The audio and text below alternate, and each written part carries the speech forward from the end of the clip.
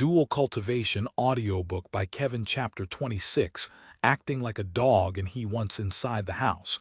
Su Yang brought her directly to his room. Li Xiaomo looked around with a disgusted expression. You always do your business in this cramped space. Just being in here makes me want to puke. How distasteful.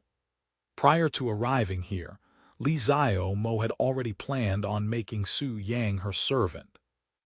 Just hearing how much customers he received for the past few days caused her greed to surface, as she believed that Su Yang was making hefty money. Even an inner court disciple like her could not help but stare at Su Yang with envy in her gaze from a distance at the number of premium points he was earning every day. If he worked for her, then all that money would go to her, easily making her rich. With her status and power as an inner court disciple, Li Xiaomo truly believed that her plan was perfect with no flaws, hence why she approached Su Yang alone.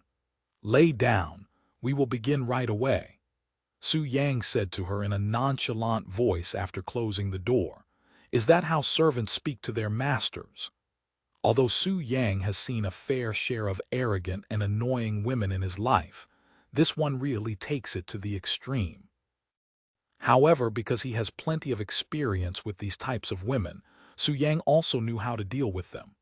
Master, please lay down so this lowly one can make you feel good, said Su Yang in a clear and sincere tone, sounding as though he really acknowledged her as his master. Even Li Xiaomo was taken aback from his sudden change in demeanor. Very well. She laid her chest on the bed with her back facing Su Yang. Hurry up. I don't have much time here. Su Yang sat beside her and he suddenly closed his eyes. When he opened them again a moment later, a profound light flickered within, and the tip of his fingers glowed with golden lights. Master, Su Yang mumbled as his fingers approached her back, if you can still act so arrogant after this, then I will call you my mother. Su Yang's words dumbfounded Li Xiaomo, who was clearly taken aback.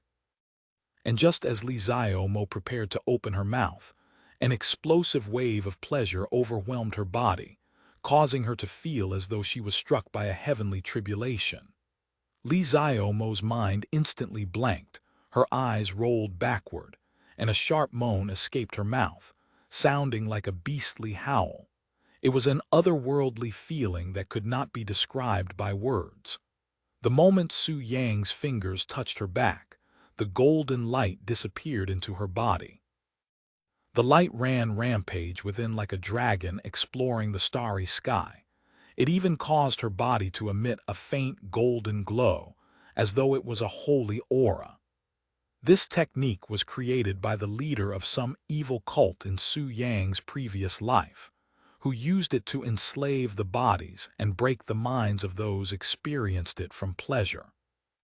The technique's only purpose was to create slaves to pleasure, and it had fallen into Su Yang's grasp when he raided and demolished the cult after he learned of the cruelty and inhumane experiments they did on humans. Su Yang's forehead was covered in sweat as he executed this forbidden technique. He wasn't used to using such a vicious technique since he has only used it a few times in his lifetime. Su Yang stopped a few minutes later, his gaze at Li Xiaomo, who was twitching like a fish out of water. This should be more than enough. Su Yang wiped the sweat from his forehead. Li Xiaomo suddenly held onto his robes tightly, and she stared at him with an intense gaze filled with lust. I want it, give it to me, Li Xiaomo mumbled as she crawled towards Su Yang, her red face slowly approaching his crotch area with drool leaking from the corner of her mouth. Su Yang lifted an eyebrow at her actions. What do you think you are doing?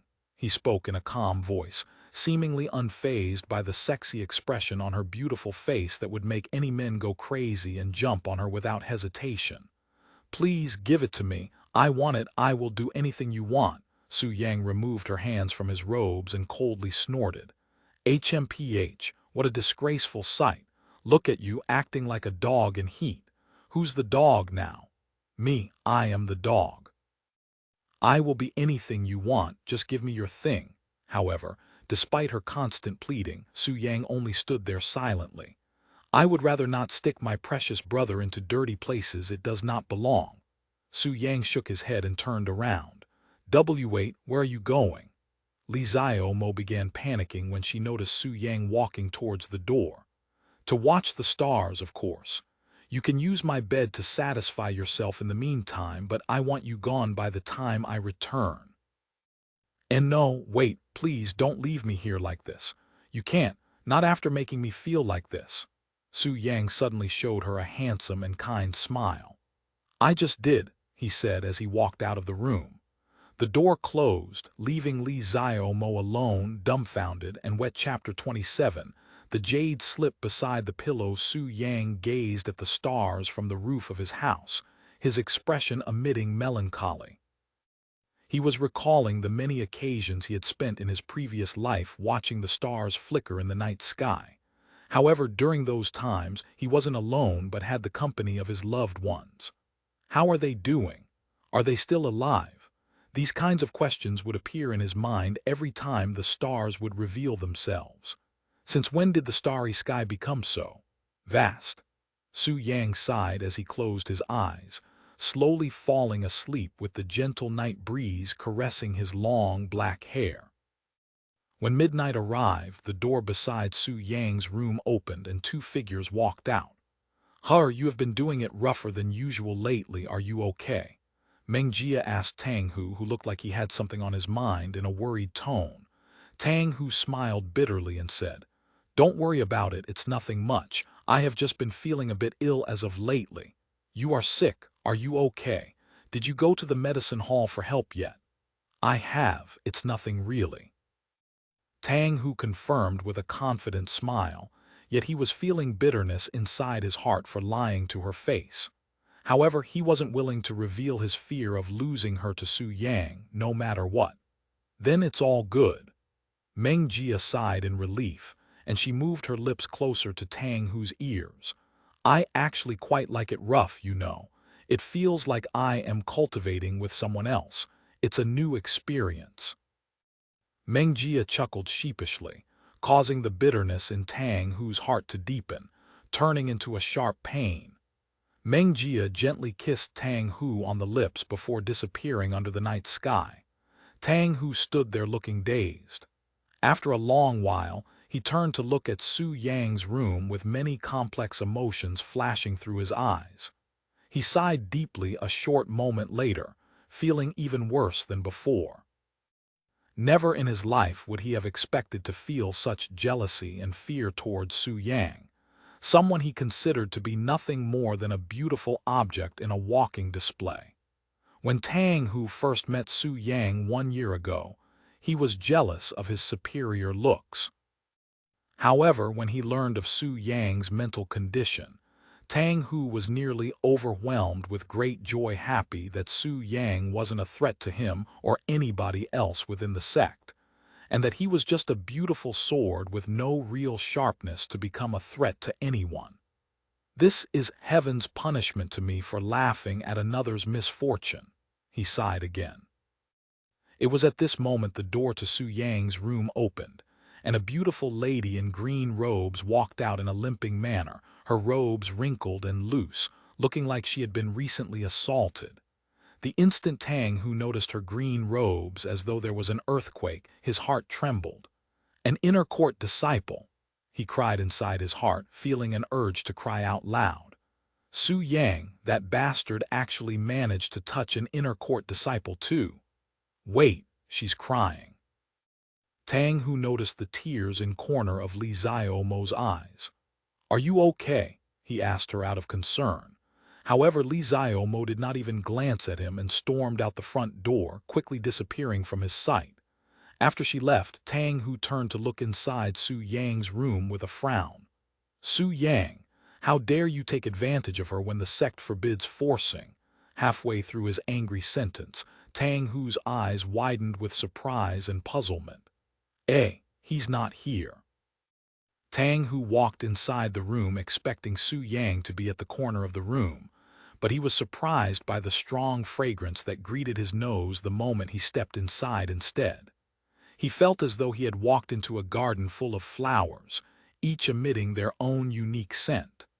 Then he noticed the wrinkled bed in plain sight. It was soaking wet, almost as though someone had poured a few buckets of water over it. Even the walls were wet, looking as though it had been sprayed with water. What the hell happened here? Did a water pipe break in here? Tang Hu suddenly recalled the inner court disciple who had an ashamed expression on her red face as she left, and his jaw dropped at the possibility that this mess was caused by her, alone. However, since she was an inner court disciple, Tang Hu didn't dare to disrespect her too much by going overboard with his imaginations.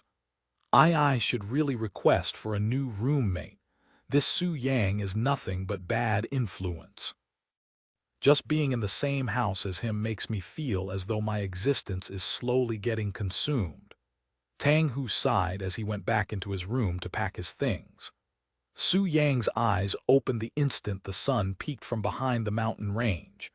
Jumping off the roof, he went back into the house, and the first thing he noticed was the door to his room being wide open. When he walked into his room, he was dumbfounded by the distinct smell that was so strong it made his nose twitch. She really used this room to the fullest without being humble to the owner, huh? He mumbled to himself. Ahem. He then noticed the jade slip sitting beside his pillow. When he looked through the contents of the jade slip, he was pleasantly surprised to find over 2,000 premium points alongside a note inside. You were this rich, yet you had to confront me in such a manner, Su Yang sighed, feeling as though his understanding for mortals were quickly disappearing. Su Yang quickly went through the contents of the note left behind by Li Xiaomo, and he couldn't help but smile after finishing it. At least you're not totally unreasonable. He moved the premium points from the jade slip to his own before destroying the note. Your proposal, I shall accept it without being humble. Chapter 28:5 Cultivation Stages. Su Yang released a deep breath, causing a small cloud of sparkling mist to form in front of him. Elementary Spirit Realm 6th level. There was so much lingering yin qi that it had taken me nearly half a day to completely absorb them. That Li Xiaomo girl really exhausted herself last night. Not only his cultivation base, but his physique also experienced a breakthrough, reaching the middle stages as an elementary spirit body refiner. It also has to be mentioned that Su Yang was only at the 3rd level of elementary spirit realm just a little over a week ago. If people knew of his explosive rise in cultivation base, it would surely shock them still, as it would normally take weeks, even months just to achieve a single breakthrough for cultivators at the elementary spirit realm. In this mortal world, there existed 5 cultivation stages: elementary spirit realm, profound spirit realm, true spirit realm, earth spirit realm, and heavenly spirit realm. The majority of the outer court disciples were within the elementary spirit realm, whilst all inner court disciple was at least within the profound spirit realm. And while Li Xiaomo could be considered on the weaker side for inner court disciples, the massive amount of yin qi she had left inside Su Yang's room was equivalent, if not even more beneficial to Su Yang than Elder Land's tiny amount despite being a cultivator at the true spirit realm. However, it was obvious that Su Yang was not satisfied with leftover yin qi and wanted it fresh. But alas, until he obtains the pure yang flower that enhances his yang qi, he has to be patient. I have a little over 7,500 premium points at this time, and I still have a few days before the time limit I had set for myself. Su Yang looked out the window, but there was not a single person outside. They should be here soon. Su Yang recalled the note left behind by Li Xiaomo, and he couldn't help but smile again. I would have never expected such a generous offer from someone like you, but I guess our short yet profound experience together had managed to change a few things within you. Li Xiaomo's response to their situation reminded Su Yang of the most arrogant woman under heaven in his previous life, who had spent many years trying to kill him due to unreasonable reasons, only to end up as his most loyal servant after experiencing his techniques in bed. After staring out the window for a few minutes, looking as though he was waiting for somebody or something to arrive, a group of beauties wearing green robes appeared in the distance. There were at exactly 25 of these beauties, each of them emitting a powerful aura that separated the world between outer court disciples and inner court disciples. When the outer court disciples noticed the group of inner court disciples, their jaws dropped to the ground, and their eyes nearly popped from its sockets from fright. Why was there so many inner court disciples gathered here? What could they be after? The only reasoning these disciples could think of was that they were here for Su Yang, who has been the center of all attention as of lately. And indeed, their guesses were correct, as these inner court disciples walked directly to the doorsteps of Su Yang's living quarters without even stopping to look at others. "Are you Su Yang?" the girls asked when Su Yang appeared to greet them. "I am. Our senior sister had told us about you." "We are here to request for your service," said one of the girls, her voice sounding a bit stiff, almost as though she couldn't believe her own words. Su Yang lifted an eyebrow at the group. He couldn't help but feel suspicious of their relationship with Li Xiaomo. "I apologize in advance if I am wrong, but are you all by any chance Li Xiaomo's servants?" If anyone else were here to hear his words, they would surely burst out laughing. However, these girls' eyes widened at his question, looking as if they were in shock. Seeing their reactions and the silence that followed, Su Yang confirmed his suspicions and sighed. "Aren't you all inner court disciples? How could you be servants for another inner court disciple, especially someone like Li Xiaomo?" The girls remained silent, but a little bit later one of them said with a serious expression, "Although senior sister Li may cause misunderstandings with the way she talks, she genuinely cares for those under her. If it weren't for senior sister Li's care, none of us would be here today in these green robes." "That's right. So don't you dare badmouth her, or I will personally take care of you." "Just misunderstandings." Su Yang nearly choked from their words. Li Xiaomo's foul mouth and arrogance could easily anger even Buddha himself. Su Yang shook his head and said, "Your relationship doesn't matter to me. I was just curious since she told me in advance that she will be inviting her friends, and none of you give off such an impression." "Is it that obvious?" one of them asked in a worried tone. "No, not really. I just have a sharper than normal sense for these kind of things," he said. "Anyway, follow me." Su Yang seemed calm on the outside, but he was inwardly excited.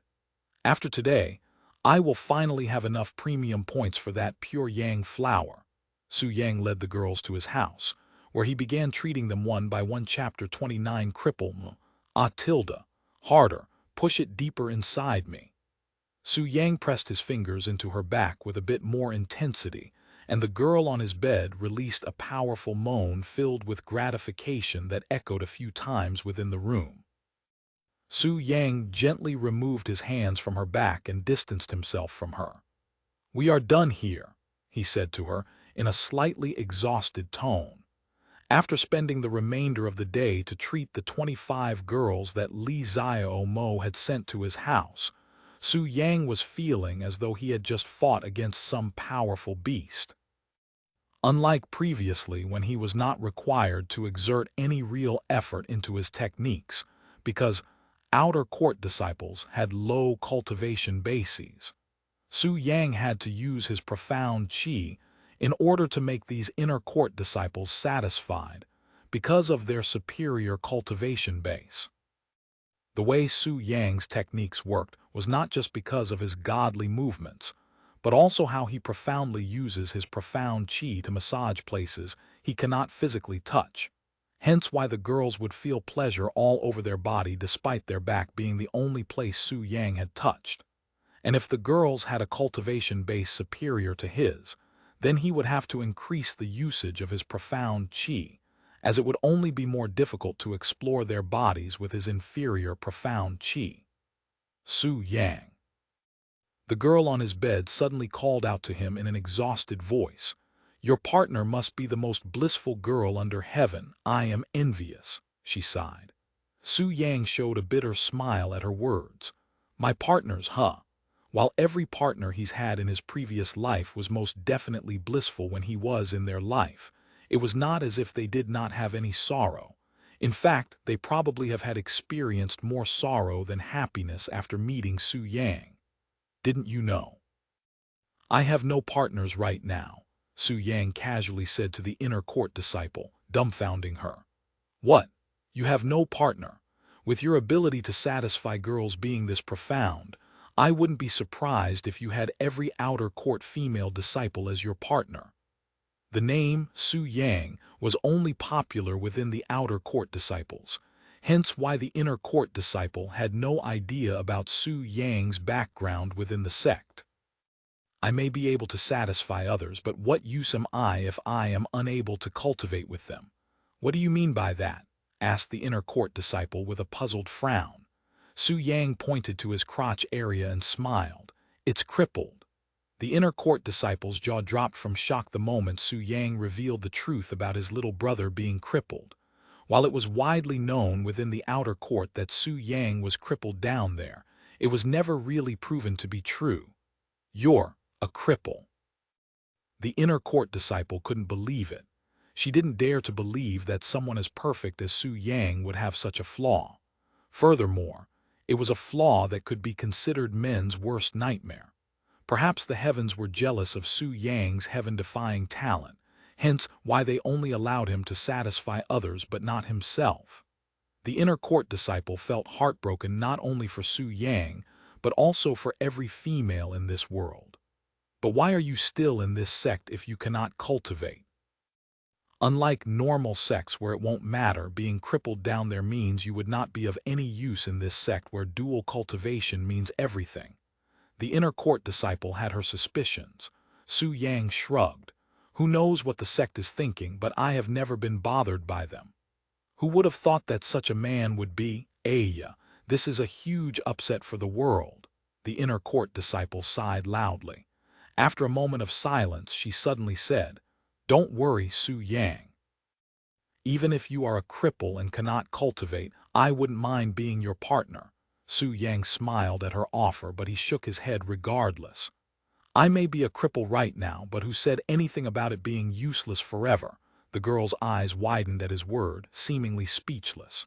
She then smiled a moment later and said sheepishly, Then, if you manage to heal, let's cultivate together someday, okay? Su Yang chuckled and said, There will be a queue, you know. If you are this good with your hands, then I am willing to wait forever to experience that, she said with a blush. A few minutes later, the last customer for the day left Su Yang's house in satisfaction, feeling as though she'd been reborn. Su Yang directly sat down to cultivate afterward, absorbing the lingering yin qi within the room. Early in the morning, Su Yang stopped his cultivation and prepared to head to the White Pearl Treasury. 10,000 premium points. Su Yang confirmed and left the house in a bright mood. When he arrived at the White Pearl Treasury, the same old man he saw last week sat behind the desk. You're that disciple who wanted the pure Yang flower. The old man recognized Su Yang the instant he saw his handsome face. If you're just here to annoy me, then you can turn around. Su Yang approached the old man's desk with a smile, and he placed a jade slip on top of the desk, causing the old man to look at him with a surprised expression. 10,000 premium points for the pure Yang flower. The old man looked at Su Yang with a bewildered expression, seemingly in disbelief. You actually managed to obtain 10,000 premium points in 10 days. Impossible. The old man swiftly grabbed the jade slip to check its contents, and when he confirmed that there was exactly 10,000 premium points inside, his heart nearly jumped out of his throat from shock. What in the name of heavens did you do to get this much in such a short period of time? Because the old man rarely left White Pearl Treasury, he did not know of Su Yang's little massage business. Just a few things, Su Yang answered casually, and he continued. What about the pure yang flower? I need it as soon as possible. The old man turned silent and stared at him with narrowed eyes, seemingly in deep thoughts. All right. Wait here for a moment while I get you the pure yang flower, sighed the old man as he disappeared into the room behind him. A few minutes later, the old man returned with a red wooden box in his grasp. Here's your pure yang flower. Thank you. Su Yang felt some resistance when he grabbed the wooden box from him. Young man, what do you plan on doing with that thing? The old man asked him after reluctantly giving him the wooden box. Cultivate. Su Yang gave him a simple answer, which only astonished the old man even more. A mere elementary spirit realm disciple, yet you want to use the red devil flower to cultivate. There are easier ways to court death, you know. As crazy as Su Yang looked, the old man did not believe that he would spend so much effort and resource just to kill himself. However, he has no idea what someone at the elementary spirit realm could possibly do with a pure yang flower that has killed even experts at the earth spirit realm. What's your name? Su Yang. Su Yang. Well, try not to make too much of a mess. I'd feel pity for whoever has to clean your mess after you explode to death. Su Yang smiled at the old man's words, but he didn't say anything and walked out the door. After Su Yang left the place, the old man closed the white pearl treasury, something that rarely happens, and he went directly to the Yin-Yang Pavilion, where the Profound Blossom Sect's patriarch and matriarch resided. Chapter 30. Searching for a partner after Su Yang returned home. He placed a sign outside his door to announce that he would be in closed cultivation for a few days. Inside his room, Su Yang opened the red wooden box and a wave of heat blasted him in the face, feeling as though he was in a hot desert.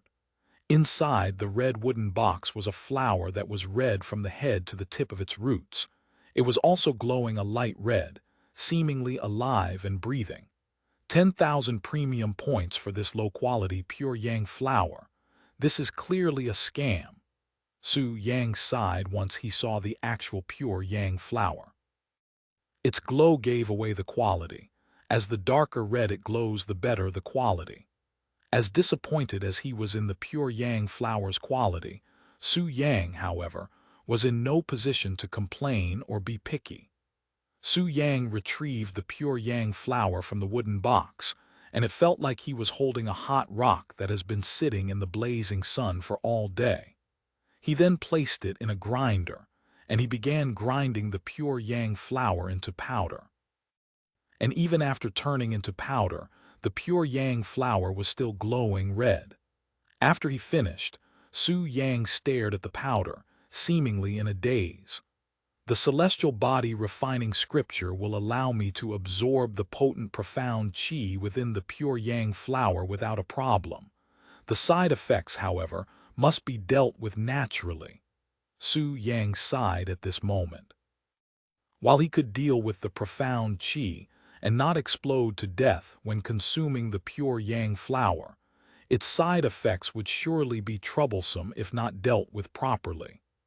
Su Yang has been pondering the best candidate to help him relieve these side effects ever since he thought about obtaining it, but alas, not a single person came to mind. Once I consume the pure yang flower, not only will my cultivation base rise, but so will my thing down there, and it would not rest until I relieve it with someone else. Aya, why did I have to come to this place filled with mortals? It is basically impossible to find someone even a small fraction of my real age here. While Su Yang was not someone who would let something like the age of his partner bother him in his previous life, that was because everyone around him was either immortals or powerful cultivators that have lived thousands of years already. And while one's age has no significance in the eyes of cultivators, there was still a boundary to morally respect. The oldest here would most likely be the matriarch, but even then, she would be at most 200 years old. Not to mention her status as a matriarch. It'll be hard enough just to get near her, let alone cultivate with her. Many minutes later, Su Yang gave up on trying to find a suitable partner, as a weakling like him has no real choices in this mortal world. If he does not suck it up and cultivate with the mortals in this sect, then he can forget about returning to the immortal world, let alone reunite with his lovers that are at an even higher place. After stealing his heart, Su Yang packed the pure yang flower and left his house to find himself a partner. The first person that came into Su Yang's mind when finding a partner was no doubt Elder Lan, who reminded him of his first love. After arriving at the medicine hall, Su Yang instantly attracted everyone's attention. "Su Yang, what are you doing here?" "Huh, Su Yang is here." The disciples working there ran up to him with flickering lights in their eyes. "It's been a while." Su Yang greeted the group of sisters that greatly helped him spread his name after Elder Lan tricked them into approaching him. Yu Yan, Xuan Jinglan Jia Biu, they were all there. "What are you doing here? Do you need help with something? I can help you." Yu Yan, the youngest amongst the sisters, said with a reddened face, seemingly still embarrassed about that day. I am looking for Elder Lan." "Master, she is upstairs, but she said that she was preparing for some big event and cannot be bothered." Su Yang lifted an eyebrow at her words. Did she take my joke seriously? He wondered. "Do you mind if I meet with her? I have urgent matters that cannot be delayed," said Su Yang with a handsome smile, making it hard for the girls to refuse. But the girls looked at each other with troubled expressions. It was at this moment a cough resounded behind them.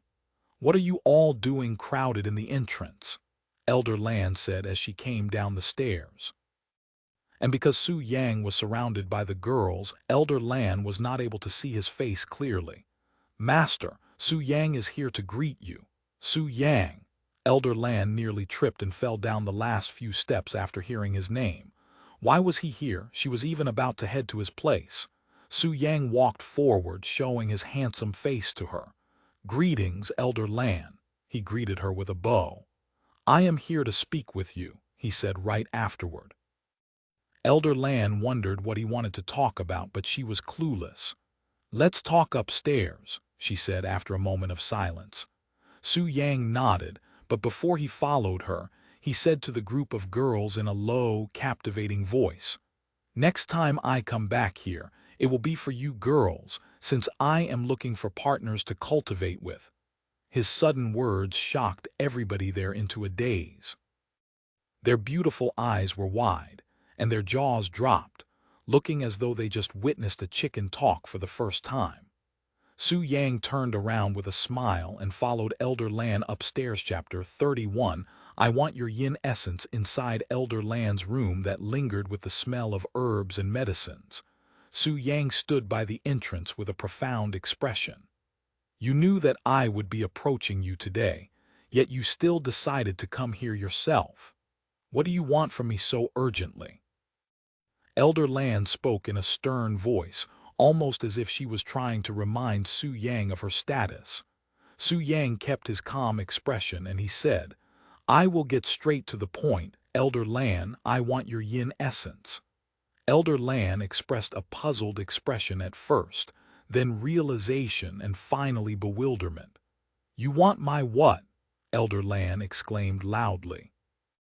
Unlike yin qi that could be extracted from females even after they lose their chastity, yin essence could only be extracted during the moment the female loses her virginity.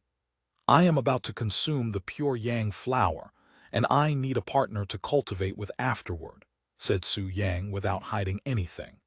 Elder Lan's eyes widened with even more shock. "You are really planning to consume that? Do you have any idea what kind of medicine the pure yang flower is?" "There will only be one result if you consume it, a violent death."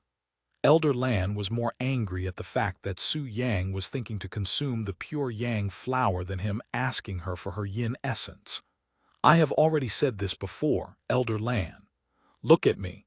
Do I look like someone who'd kill myself after spending so much effort into obtaining the pure yang flower?" Su Yang slowly approached Elder Lan, his aura radiating an otherworldly feeling. When Elder Lan sensed Su Yang's presence, she felt as though she was standing in front of a profound entity who has the whole world in his hands. Why me? I am a sect elder and you are an outer court disciple. Do you have any idea what will happen if we cultivate together? The sect will not allow it.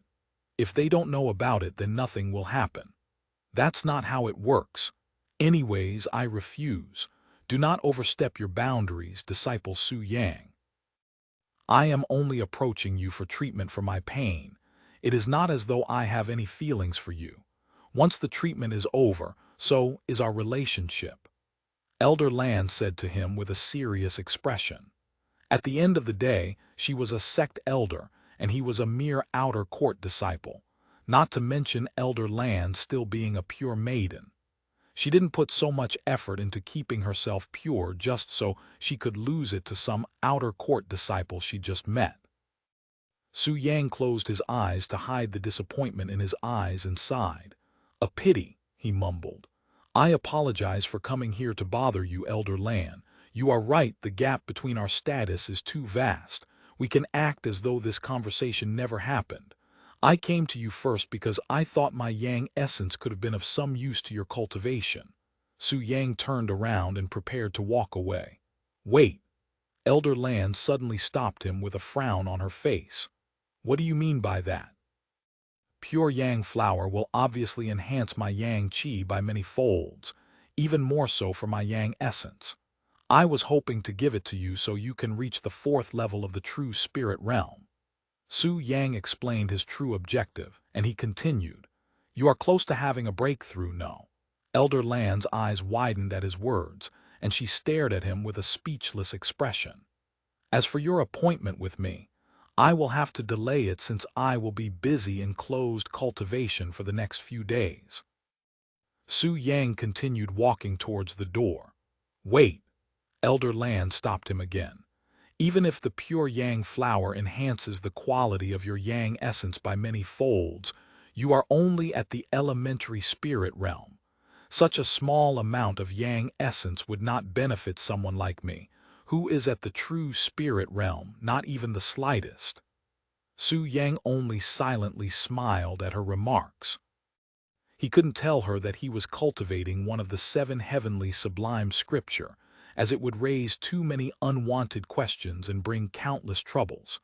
Before stepping out of the room, Su Yang said to Elder Lan, Elder Lan, I will be borrowing your disciples for today if you don't mind. Elder Lan's jaw dropped upon hearing his words. Don't tell me you plan on. What other choices do I have? Su Yang shrugged. Elder Lan bit her lips as she watched Su Yang leave her room, seemingly in deep thoughts. When Su Yang returned to the 1st floor, the girls there instantly glared at him with sharp gazes, looking like a pack of hungry wolves. Ahem. Su Yang loudly cleared his throat. It was as though he was looking for attention. Luckily, he already received it the moment he walked downstairs. Although this may be a bit sudden, I'd like to wait.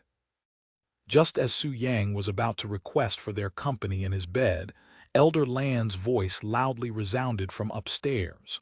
Su Yang, get back up here. We are not done talking. Su Yang remained standing there with his mouth open after hearing her voice. He smiled a moment later and said, Let's save this for another time. The girls there looked at him with a puzzled expression. Just what did he want from them? Su Yang turned around and began making his way upstairs for the 2nd time. Chapter 32. How are you going to be responsible? Elder Lan stared at Su Yang, who was standing there with a nonchalant expression, with an awkward expression, her gaze filled with uncertainty and complications. If she had to swear on her life that she has no feelings for Su Yang, then she wouldn't dare to open her mouth so carelessly. However, Elder Lan did not have the leisure to expose her feelings, much less jump into his arms, as their status as sect elder and disciple would cause countless troubles. After a moment, Elder Lan let out a long sigh. Why couldn't you be a core disciple instead? That would make things less complicated. she mumbled what she truly felt inside her heart without being aware. Core disciple. Su Yang lifted an eyebrow at her mumble. While core disciples are also disciples, they are not treated as such.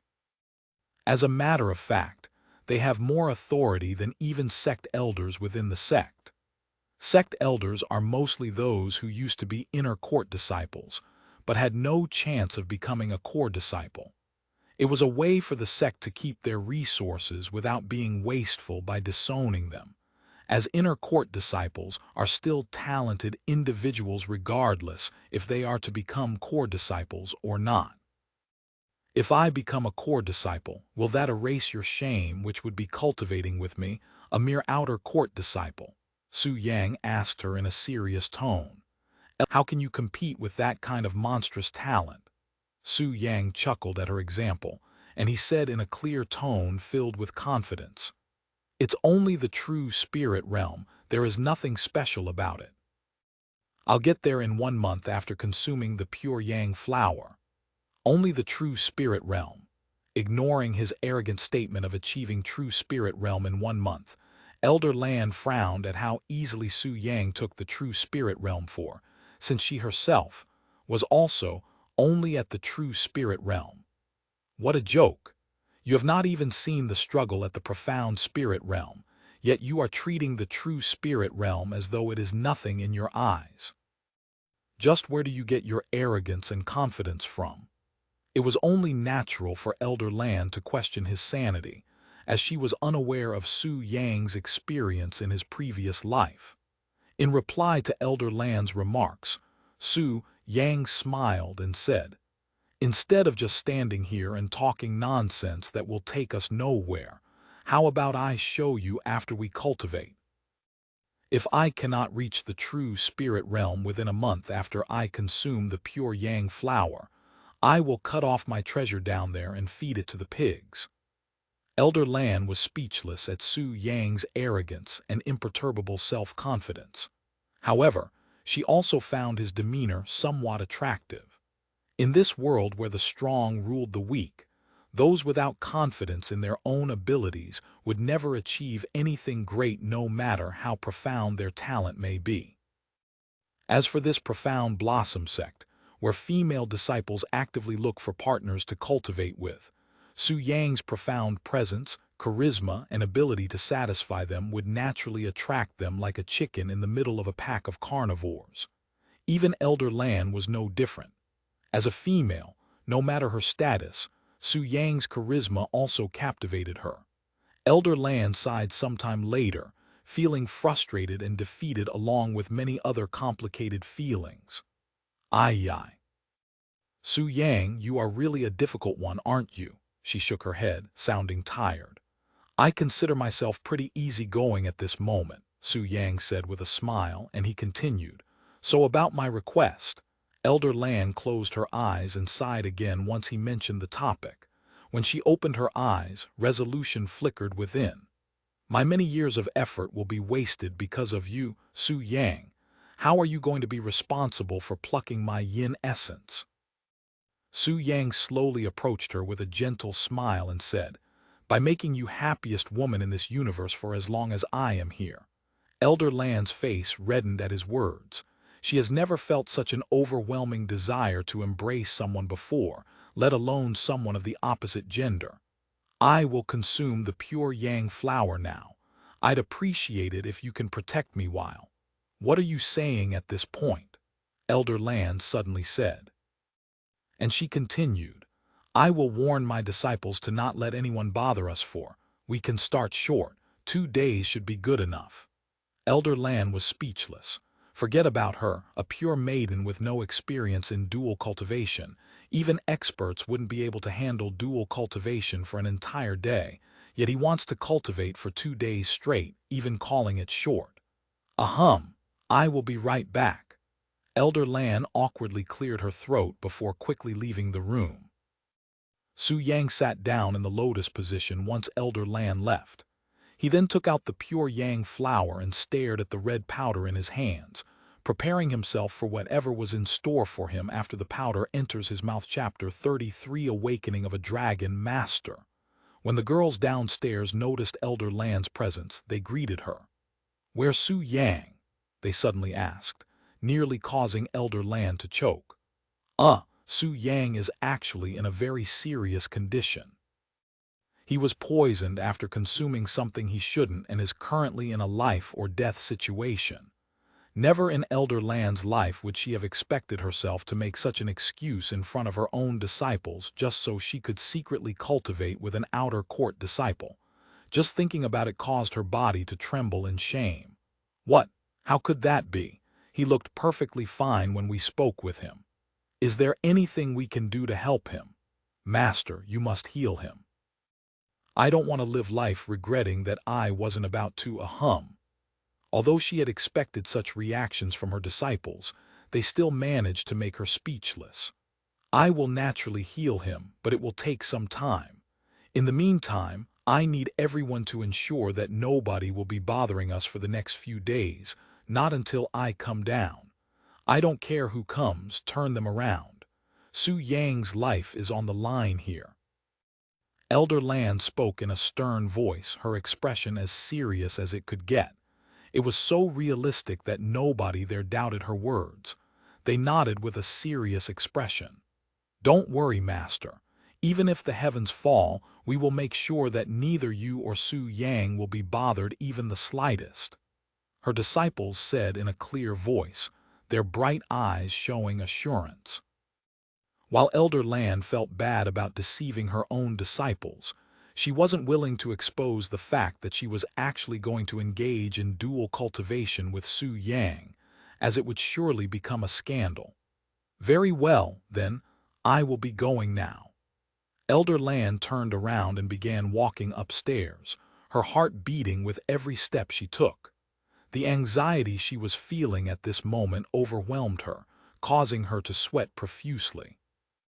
No matter how mature she may look or what her cultivation base was, she was just a little girl when it came to dual cultivation. It was like a naive little girl walking into a dark cave, knowing what was on the other side, and at the same time knowing nothing at all. When she reached the door to her room that was tightly enforced with soundproof formations, her heart began throbbing even harder and faster. After preparing himself, Su Yang directly threw the red powder into his mouth and closed his eyes. Mere seconds later, his body began changing colors. His white, jade-like skin turned orange and red, looking as though he was a sword being forged.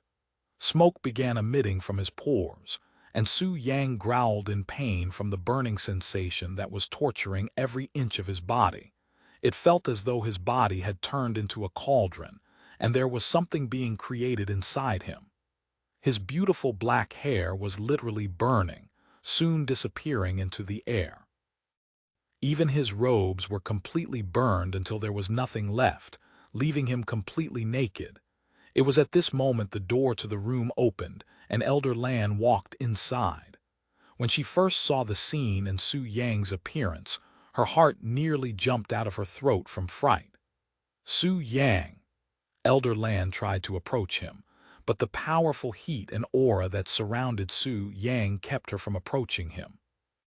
All of the anxiety and worry in Elder Lan's mind disappeared like smoke the moment she laid eyes on Su Yang, who was completely naked and without a single hair on his body and looked as though he was being cooked alive. Many hours have passed since Elder Lan entered the room, yet Su Yang remained the same, showing no signs of recovering anytime soon. And to Elder Lan, who has been keeping a close eye on him since the beginning, these few hours felt like an eternity. Suddenly, a powerful ripple filled with profound qi swept the room, causing Elder Lan, who felt the domineering and horrifying pressure within the ripple, to tremble in fear. The feeling she felt when the ripple touched her was not something a human could release. It felt more like an instinctive cry from a savage beast who craved for power. After the ripple disappeared, changes began appearing in Su Yang's body. His red skin slowly returned to the formal condition, perhaps even purer and more beautiful. His burned hair began restoring in an incredible speed that could easily be noticed even with one's bare eyes. And Elder Lan watched all of this happen in front of her with wide eyes, looking mesmerized. Su Yang slowly opened his eyes, and Elder Lan noticed a faint glow of a golden light that quickly vanished from his eyes almost instantly after it appeared. He slowly stood up, and a profound aura enveloped the room, causing the place to feel as though there was the presence of a divine entity inside the room. Su Yang turned to look at Elder Lan, who stood there with her jaw wide open and looking hypnotized by the spectacular scenery. He smiled at her, not even bothering to hide the magnificent view of the bulging rod that stood upright in between his legs, like a domineering dragon soaring towards the heaven. In Elder Lan's eyes, this was definitely the most stunning and elegant scene she has ever witnessed in her life. Chapter 30. For their dual cultivation. Before you start reading, you need to be aware of the fact that this is literally my first time writing a sex scene, and that it will improve as I write more. I had spent many hours and countless effort just to complete this chapter with over 2,000 words. Also, let me know if this is too mature or too descriptive. But just remember that this is a mature novel, and I give zero fucks about censorship. Enjoy, fellow gentlemen and gentlewomen. The Su Yang in Elder Lan's eyes right now looked nothing like a 16-year-old who had just turned into an adult, but someone who emitted an aura that was filled with an experienced feeling that surpassed even Elder Lan herself. Elder Lan stood there like a stone statue as Su Yang slowly approached her, his bulging rod standing upright. It was so stiff that not even walking was able to cause it to move, like a firm mountain. While she has seen it before, they were all paintings and objects. This was her first time seeing a real man's penis.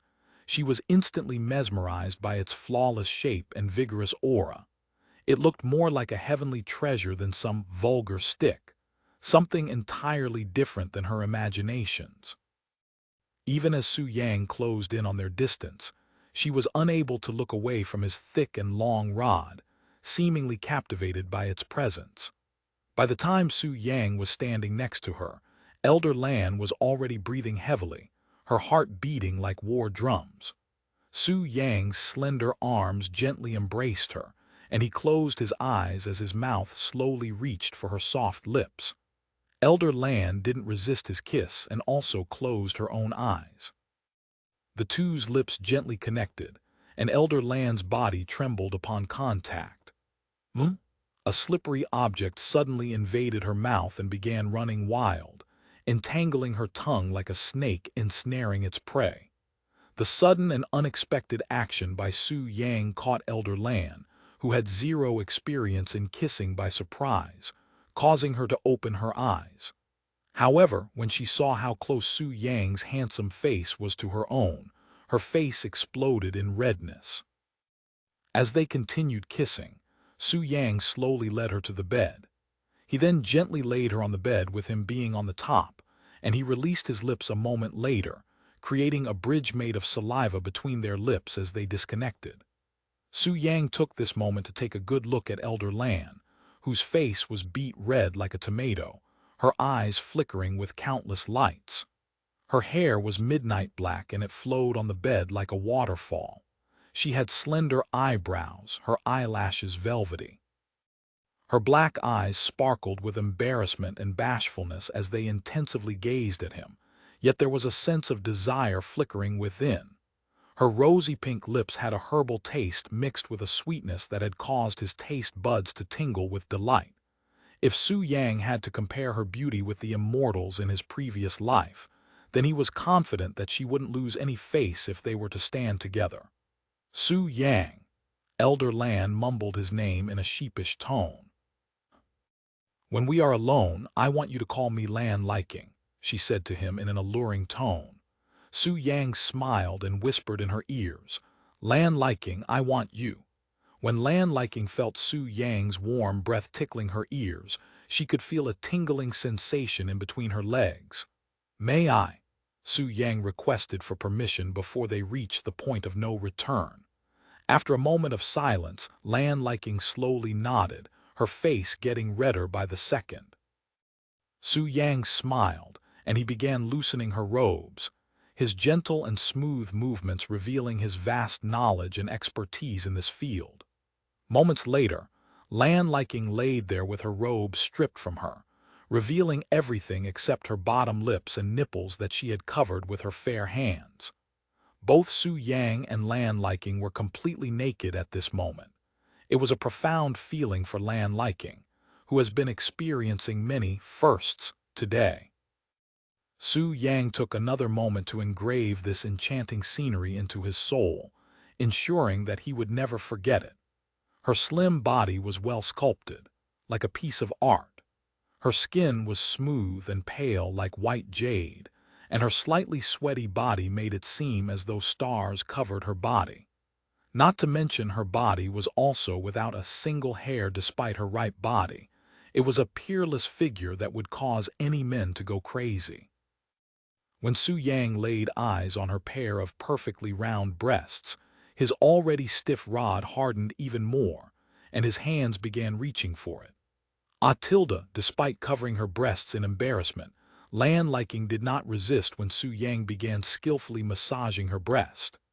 Lan Liking softly moaned, the tingling sensation in her bottom lips growing even stronger. While he massaged her breasts, Su Yang's head approached the lower half of her body. When Lan Liking noticed that, she began to panic. Su Yang, that's. Lan Liking tightly covered her forbidden world. She was not mentally prepared to let Su Yang explore that world yet. There's nothing to be scared of, I promise.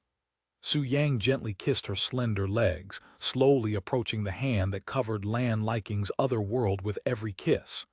When Su Yang reached the center of her legs, a sweet fragrance aroused his nose, causing his body temperature to heat up. A few moments passed, yet Su Yang did not say nor do anything, only silently waiting for Lan Liking to release the hand that blocked him from seeing her most precious part that made her a female. After another moment, Lan Liking finally surrendered. "You will definitely take responsibility after this, Su Yang," she said as she slowly released her trembling hand, revealing to Su Yang her beautiful, pink world. Without any further delay, Su Yang pressed his lips directly against her pink flower and began exploring it with his tongue. "Aha!" Lan Liking released a powerful moan the moment she felt something soft and vicious enter her flower, and her body trembled violently, feeling as though there was electricity running through her body. Tilda. Lan Liking's erotic moaning sounded like heavenly bells in Su Yang's ears. It was both peaceful and exciting. Liquid flowed from Lan Liking's tight cave like a river, and Su Yang savored every last drop without letting a single drop go to waste. "More, give me more." Lan Liking suddenly grabbed Su Yang by his head and pulled him towards her, his tongue reaching even deeper into her pink cave. It took a few minutes for Lan Liking to release her grip on his head, but when she finally did, Su Yang began licking her pink pearl. Su Yang suddenly attacking her most sensitive spot made Lan Liking instantly come on the spot. Crystal clear water sprayed onto Su Yang's face like a broken water fountain. Su Yang chuckled as he wiped his face. "You sure are hydrated today."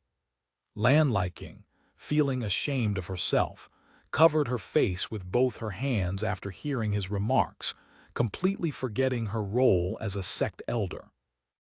Su Yang helped her by removing her hands away from her face, and he said to her in a soothing voice, "I want to see your beautiful face as our bodies connect." Although she was embarrassed to no ends, she nodded regardless. Su Yang rubbed her pink with his thick meat stick while he kissed her again. "Are you ready? It will hurt at first, but the pain will go away soon." Lan Liking sheepishly nodded. It was at this moment Su Yang slowly pushed the tip of his rod into her cave. Lan Liking bit her lips from the extreme pain, the corner her eyes forming teardrops. She could very clearly feel her hymen slowly being torn apart by Su Yang's thick dragon, and blood was seeping through what little gap was left in her cave. Not wishing to cause her too much pain, Su Yang continued to pierce Lan Liking's tight vagina carefully. Her insides were tightly wrapped around his meat stick. It was a sensational experience for both of them, especially Lan Liking, who has never felt anything relatively close to losing her chastity. Although it took some time, Su Yang's entire heavenly rod was finally inside Lan Liking's hole, with the tip even hitting the end of her hole. It was a heavenly feeling for Su Yang despite having experienced this plenty of times in his previous life. It was something he would never get tired of. "How does it feel, losing your chastity?" Su Yang asked her in a teasing voice. Lan Liking struggled to lift her head to look at her stomach that was slightly bulging due to Su Yang's thick rod. Her stomach felt full, almost as though she was full from eating too much. She even looked a bit dazed by the fact that she actually allowed her yin essence to be plucked by an outer court disciple. "I will begin moving now, okay?" Su Yang warned her like a gentleman. Seeing her nod, Su Yang began moving his hips, thrusting his slowly at first, increasing the speed and intensity only after Lan Liking began showing signs of pleasure. "Ah, ah, ah." After a few minutes, Lan Liking could no longer feel pain, only extremely pleasure. Her mind quickly became empty, and soon enough, the only thing she could think about was the burning sensation in her pussy and the profound pleasure that came with it. The only sound that could be heard inside the room at this moment was Lan Liking's captivating moaning and heavy breathing, the sound of meat getting pounded, and the sound of smacking water. "Ah, harder. I want it harder." Lan Liking pleaded for more as she tightly embraced Su Yang's neck. Su Yang heeded her request and tightly held onto her slim waist as he lifted her into the air, and began thrusting faster and faster with no signs of exhaustion, even after intensive thrusting for many minutes, his dragon head fiercely hitting the end of her hole repeatedly, like a hammer pounding a wall. It was a sight to behold in Su Yang's eyes. The way her beautiful breasts jiggled, and her erotic face, not to mention the sound of her butt cheeks slapping against his legs. "Something's coming on." Lan Liking tiled her head backward and screamed loudly with her tongue sticking out of her mouth, her body spazzing out of control instantly afterward, and a large amount of liquid then gushed out from her bottom. However, Su Yang did not stop his movements and continued to thrust his steel-like rod into her, as he was also close to reaching his climax from the powerful sucking force of her vagina. This only further aroused Lan Liking's lust and increased her sensitivity, causing her to continuously release liquid without any signs of stopping anytime soon. "I feel like I am going crazy," Lan Liking exclaimed. After a few more minutes of thrusting, Su Yang finally released his virgin yang essence into Lan Liking's pussy, quickly filling her hole without leaving even the smallest space unoccupied. Su Yang gently kissed her on the lips afterward. However, despite already releasing his yang essence, he didn't pull his penis out of her hole, keeping the white substance tightly sealed within. Lan Liking took this moment to take deep breaths. She has never been this exhausted before, not even during the most strenuous training in her life. Su Yang, just who are you?" she asked him in a low voice. "Just an outer court disciple who is lustful towards his sect elder," he answered with a teasing smile. Lan Liking sighed at his reply, turning quiet again. She then looked at her stomach that was still feeling the burning sensation strongly. It felt as though her stomach was on fire. Then she noticed that the bulging on her stomach was still there, and she quickly looked at Su Yang with disbelief in her beautiful eyes. "Su Yang, your thing, it's still so hard." She couldn't help but ask him about his thing. Su Yang chuckled and replied, "The pure yang flower is a very powerful medicine. Releasing that little amount would not even be close to satisfying it." Lan Liking was totally at loss for words upon hearing his answer. He was not satisfied after that intensive play, even though her body has yet to calm down. Don't tell me that you are already at your limit after that little warm-up, and you call yourself my senior."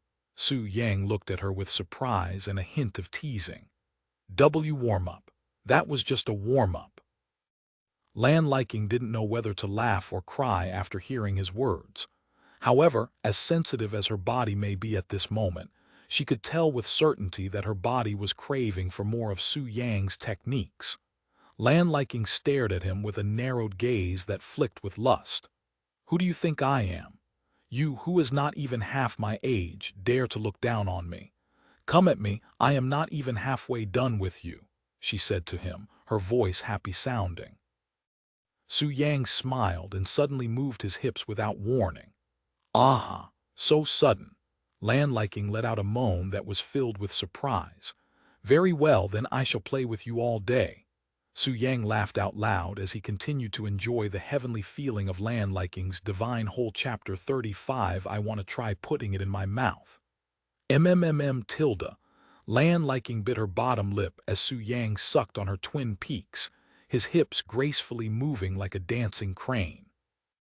It has been many minutes since they started their dual cultivation, yet neither of them seemed to have any thoughts of stopping. "Lan Liking, are you even cultivating properly? You seem to be enjoying yourself and have forgotten about the whole point of this." Su Yang reminded her that they were still cultivating. Of course, I am cultivating properly," she hastily replied in a stiff voice filled with emptiness.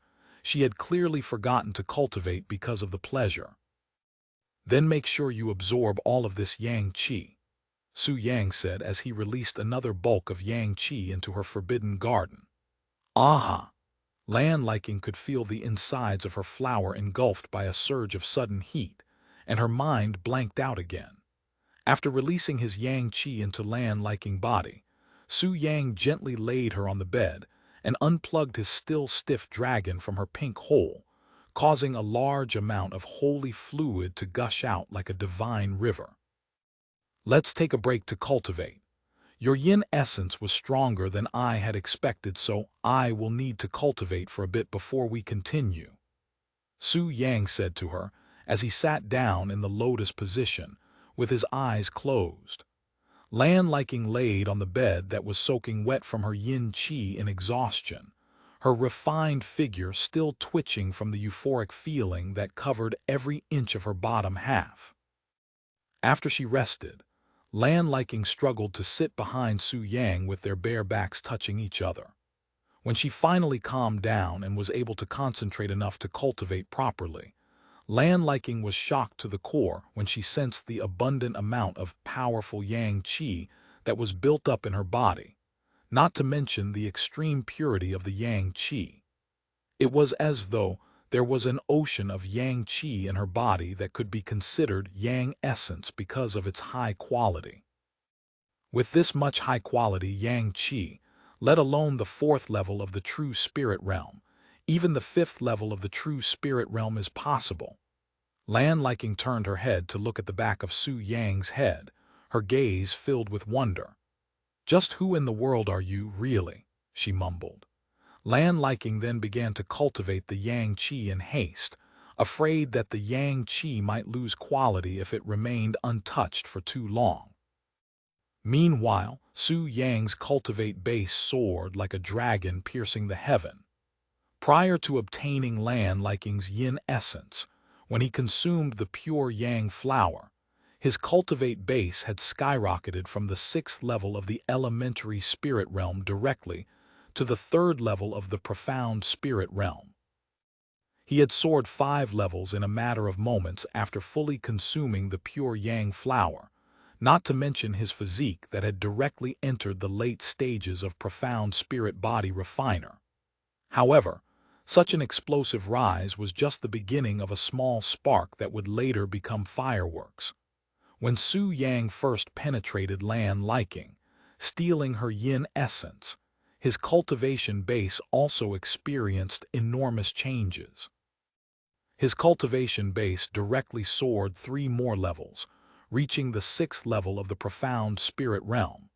As for his physique, it had barely changed, since yin essence only affects one's cultivation base and would not benefit body refiners.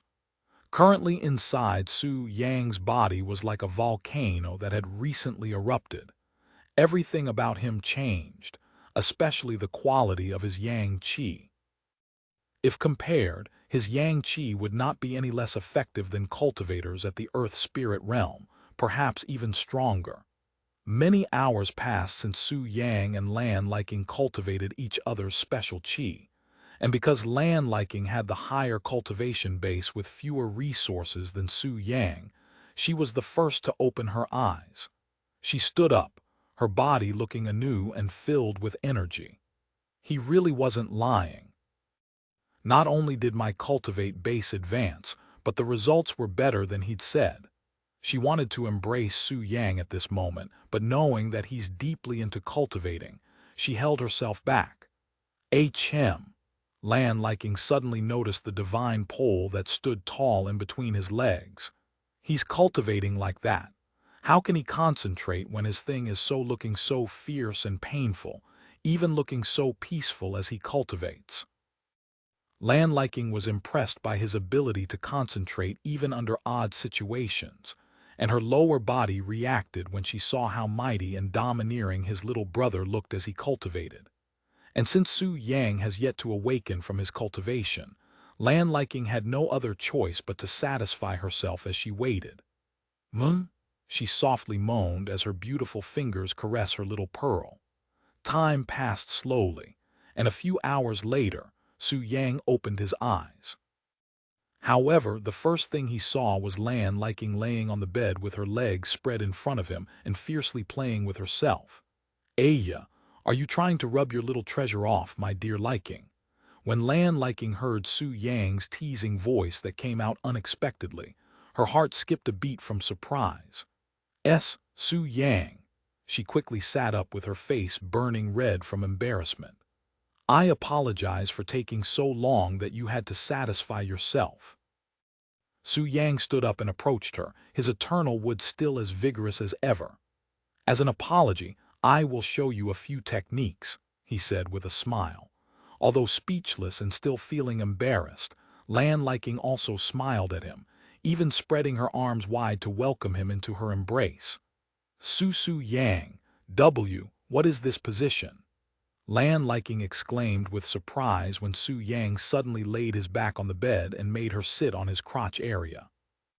Su Yang smiled and said, "Something that will take you straight to heaven." After saying his words, Su Yang pierced her whole with his sword. So deep, Lan Liking felt her mind going crazy as her cave was explored with even more intensity. It felt like she was riding a horse. Afraid that she would lose balance, Su Yang held onto her hips as he repeatedly shoved his sword upwards, looking as though he was trying to pierce the heavens, his sword easily reaching the limit of her cave.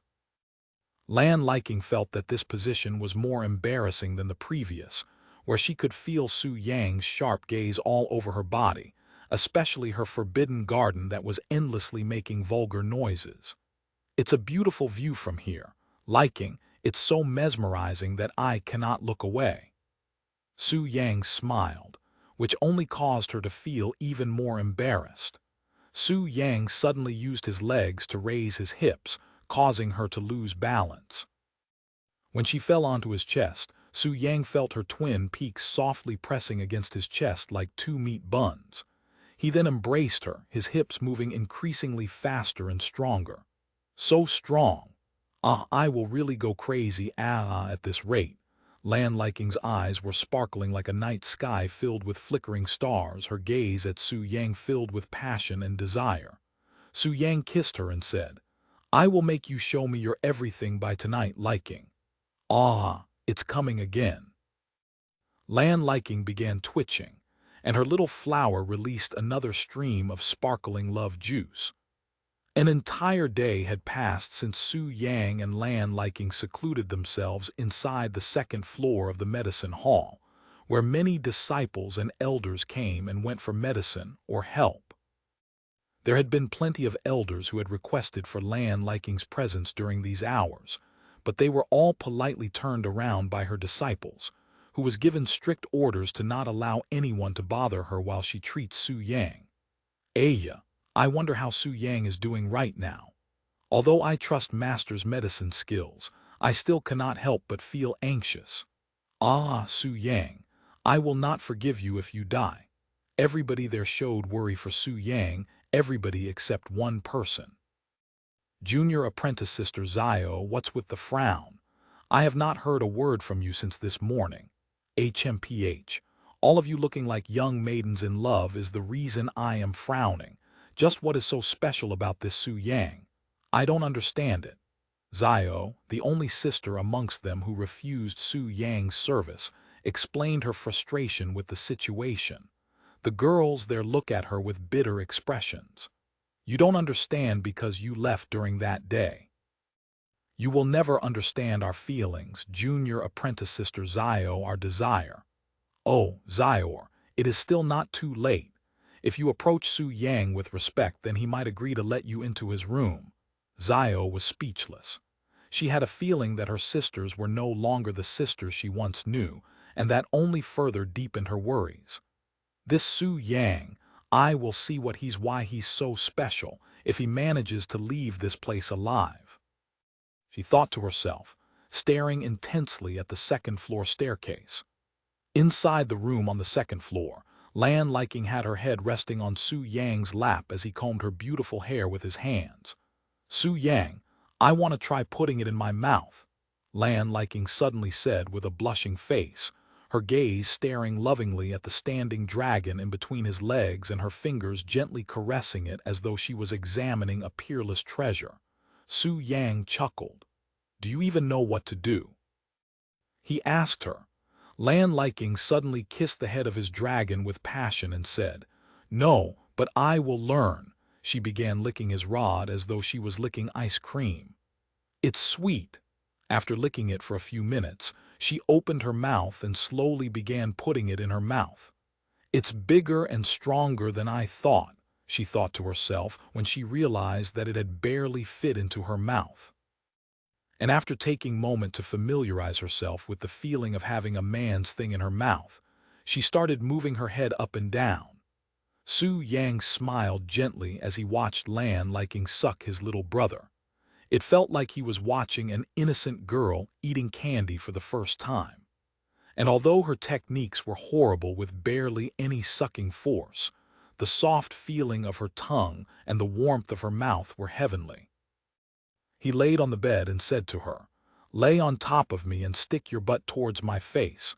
I'll make you feel good too. Lan Liking, who was immersed in savoring the taste of his yang qi, silently shifted her position. Su Yang stared at the beautiful pink that hung above his face, and his hands grabbed Lan Liking's soft butt cheeks. He then pulled her cave towards his mouth. Lan Liking had to stop her mouth movements the moment Su Yang's tongue invaded her cave. However, not willing to admit defeat, she started moving her head even more vigorously soon later. Time began to pass slowly, and the two continued to relish the taste of each other's treasure. Chapter 36 Mission Hall. Another 2 days passed in the blink of an eye, yet neither Su Yang nor Lan Liking came out of the room. This got the disciples downstairs worried. What if something went wrong with the treatment? Master said that it should take 2 days, yet it has already been 3 days since she locked herself in her room treating Su Yang. Aya, if there was only something we can do to help them, but alas, the disciples had continuously talked about Su Yang without stop for the last 3 days, nearly causing Zio to go crazy. Su Yang this, Su Yang that. I am sick of hearing his name. Zio stood up and stormed out of the building. Her apprentice sisters watched her leave with a bitter smile. They didn't know what to do or what to say to her. I guess we have been a bit too obsessed with Su Yang lately, but I can't help it. Just his presence here makes my heart throb twice as fast as normal. Ha! They all sighed simultaneously. It was at this moment footsteps coming from the staircase resounded, causing everybody to unconsciously turn to look at that direction. What's with all the sighing? Su Yang appeared from the staircase with a refreshing smile on his face. Su Yang, you are fine. The disciples felt great relief when they saw his face. Why wouldn't I be fine? Su Yang asked them with a slightly puzzled expression. His puzzled face made the disciples feel as though there was something wrong. But you have been in a life-or-death condition for the past few days, right? They asked him with suspicious gazes. Su Yang instantly realized what they were talking about once they mentioned his condition, and he laughed out loud. Oh, that! Elder Lan did an excellent job treating me. It was so good that the entire treatment was more pleasurable than painful. Is that so? Although they didn't know what it was about Su Yang that has changed, they were able to sense that something about him was drastically different, almost as though he was a different being entirely. I must have caused you all some trouble by being here. I will definitely return this debt one day. No way, there's no need for you to be so humble, Su Yang. We already see you as someone a part of our medicine hall, in other words, our family. Su Yang smiled and said, then how about this? When you come to me for your next treatment, it'll be free of cost. I will even allow you to request for any type of treatment you want. When the girls heard his suggestion, their eyes widened with happiness. Really? Then I won't be humble the next time I see you. Then, until next time, he nodded. And before he walked out the door, he said to them, right, Elder Lan overexerted herself from treating me and had asked me to tell you all to not bother her for a few more days. After leaving the medicine hall with a refreshing feeling, Su Yang went directly to the mission hall. My cultivation has gone up an entire realm after only 3 days of cultivating. It will surely attract unwanted attention and bring countless trouble if the sect learns of it. I should accept a few missions just so I can have a few excuses when they question me. Su Yang knew that he wouldn't be able to hide his real cultivation base and heaven-defying growth from the sect forever, and that it will be revealed sooner or later. In order to make sure that they wouldn't ask too many questions when the time comes, he has decided to make a few preparations. The mission hall was a building where disciples and elders alike go to request for missions given to the sect by the outside world. These missions are very important to the sect, as they improve the sect's reputation within the cultivation world and gain more trust from those who gave them the missions in the first place. Inside the mission hall, there were many outer court disciples walking around while looking at the hundreds of scrolls that were pinned onto the wall. The missions were all organized into different sections depending on the contents on the mission. For example, missions that required hunting would be in the hunting section, and missions that required disciples to do trivial matters such as cleaning would be in the miscellaneous section. Su Yang casually walked up to a random mission at the hunting section and tore it off the wall without even looking at it. He then walked to the front desk to get his mission recorded by a sect elder. Hunting lightning cats by the Thunder Valley. When the elder in charge of recording missions saw the mission Su Yang accepted, he looked at him with a surprised expression. You want to accept this? Lightning cats are usually around the 8th level and the 9th level of the elementary spirit realm, and their lightning-quick speed makes it hard for even inner court's disciples to deal with. Not to mention the dangerous environment at the Lightning Valley. Are you sure you want to accept this? What is your cultivation base at? Profound Spirit Realm 1st level, said Su Yang, who was lying with a nonchalant face. You are in the Profound Spirit Realm, but you are still an outer court disciple. The elder looked at him with even more surprise. I plan on taking the exam for the inner court once I solidify my foundation from this mission. I have only recently had a breakthrough, so my cultivation base is currently still unstable. Su Yang's clear voice and smooth talking did not arouse any suspicion within the elder, almost as though he was used to talking fart. The elder silently looked at him for another moment before nodding. Very well. I wish you the best of luck. Do not push yourself if you are in danger. We cannot afford to lose a future inner court disciple such as yourself. Your name? The elder then asked him. Su Yang. Su Yang. The elder had a feeling that he has heard of the name before, but he wasn't able to remember where or when he had heard it from. "There, you are good to go," he said after writing Su Yang in the log book. "Thank you." Su Yang bowed to him before casually walking out of the mission hall. Chapter 37 Sword and Gold. After Su Yang left the mission hall, he went back home to clean off the sweat he received during his cultivation with Lan Liking, and changed out the robes he received from the medicine hall.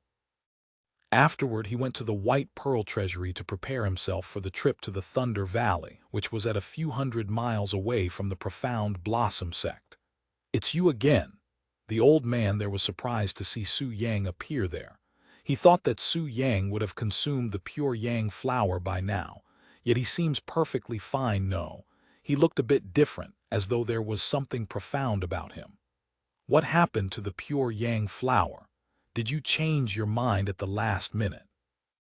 "I don't accept returns here in the White Pearl Treasury, you know," said the old man, just in case Su Yang wanted to ask for a refund. "I am here for a sword and some gold," said Su Yang calmly, purposefully ignoring the old man's questions. "Sword and gold? Why do you need something like that?" "I accepted a mission that requires me to hunt some beasts. The travel will be long, and I need at least a weapon to defend myself when the time comes." Su Yang's plan had the old man confused. Why would he obtain a pure Yang flower and then go out hunting a few days later?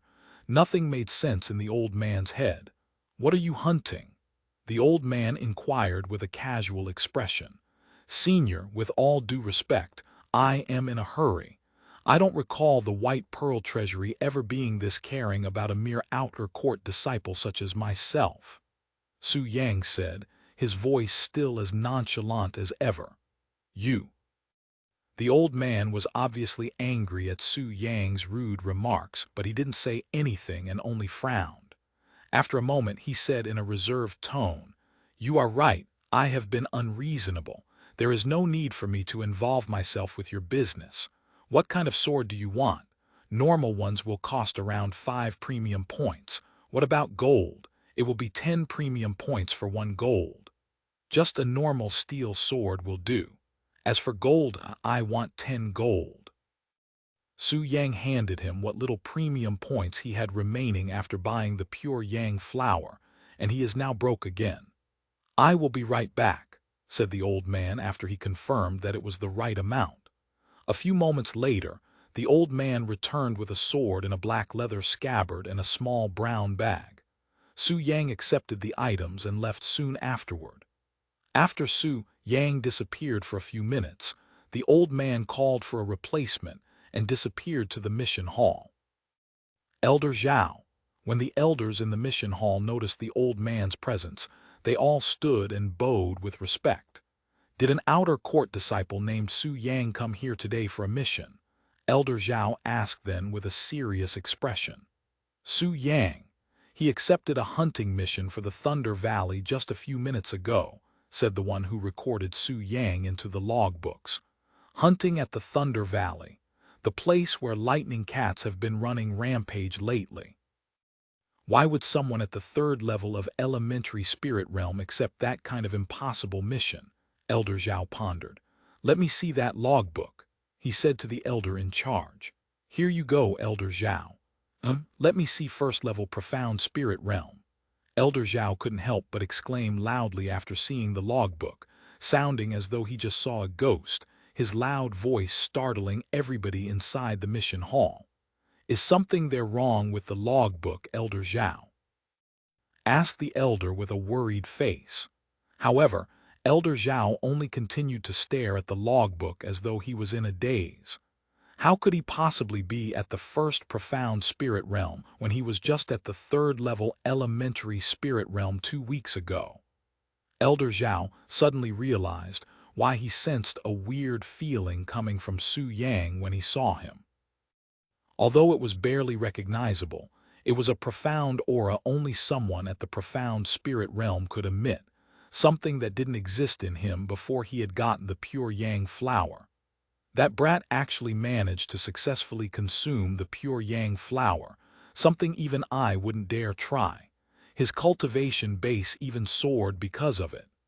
When Elder Zhao found out the truth, he was shocked to the core. How could a mere outer court disciple at the elementary spirit realm consume a pure yang flower when even he, an earth spirit realm expert, would have difficulties consuming it? I have been played. That bastard Su Yang is such a crafty little brat. Who was it that said he was an incompetent fool? That guy's a monster. I have to report this to the sect masters as soon as possible. Elder Zhao stared at the elder in the charge of the logbook and said, "Unless I tell you, do not show the logbook to anyone else. This is a direct order." "Yes, Elder Zhao."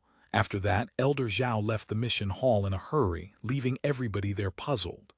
To get the great Elder Zhao so riled up, just who is this Su Yang?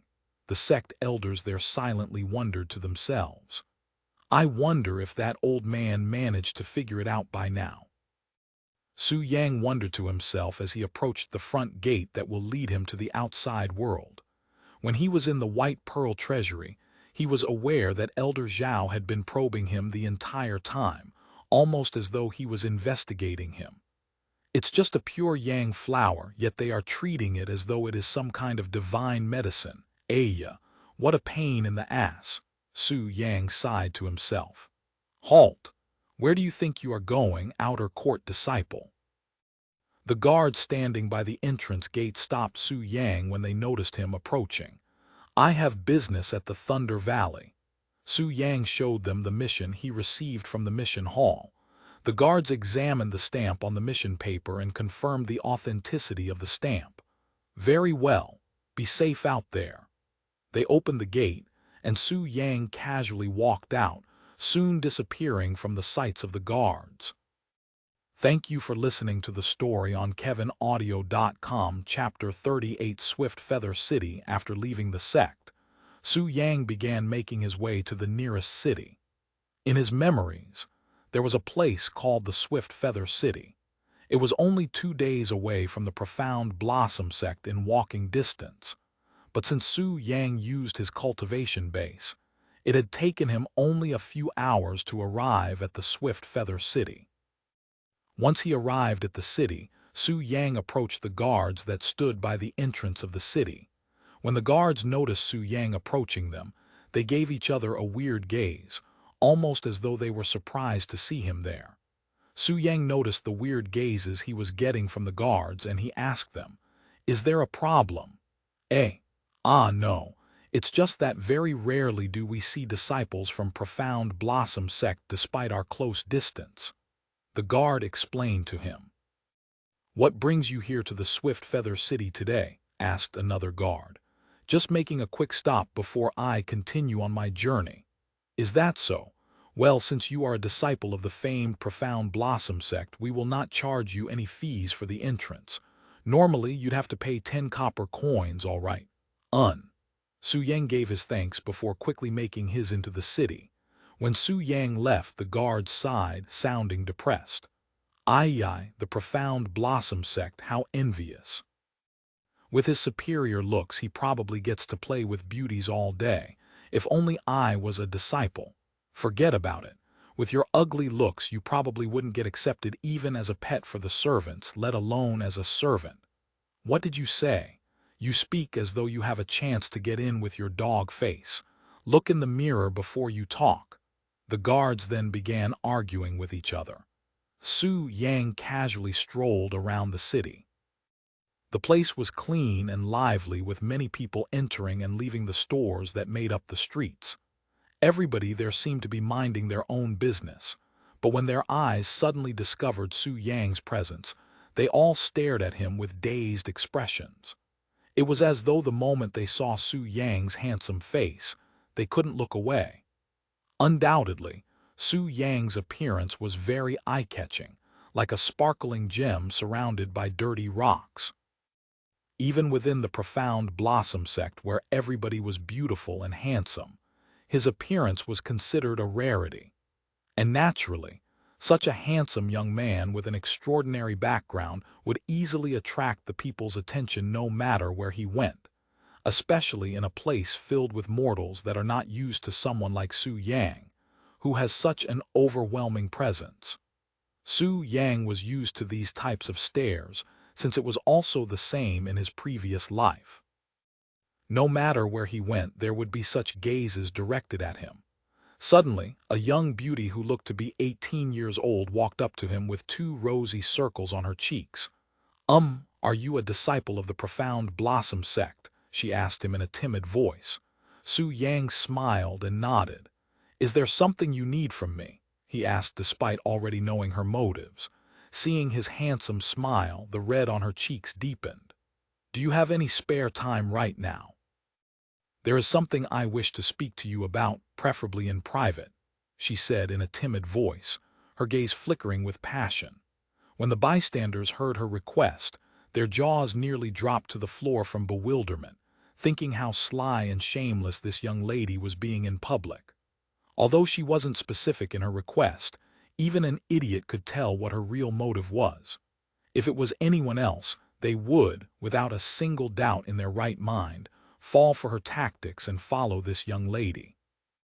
But alas, Su Yang was someone with experience as vast as the galaxy in this type of situation.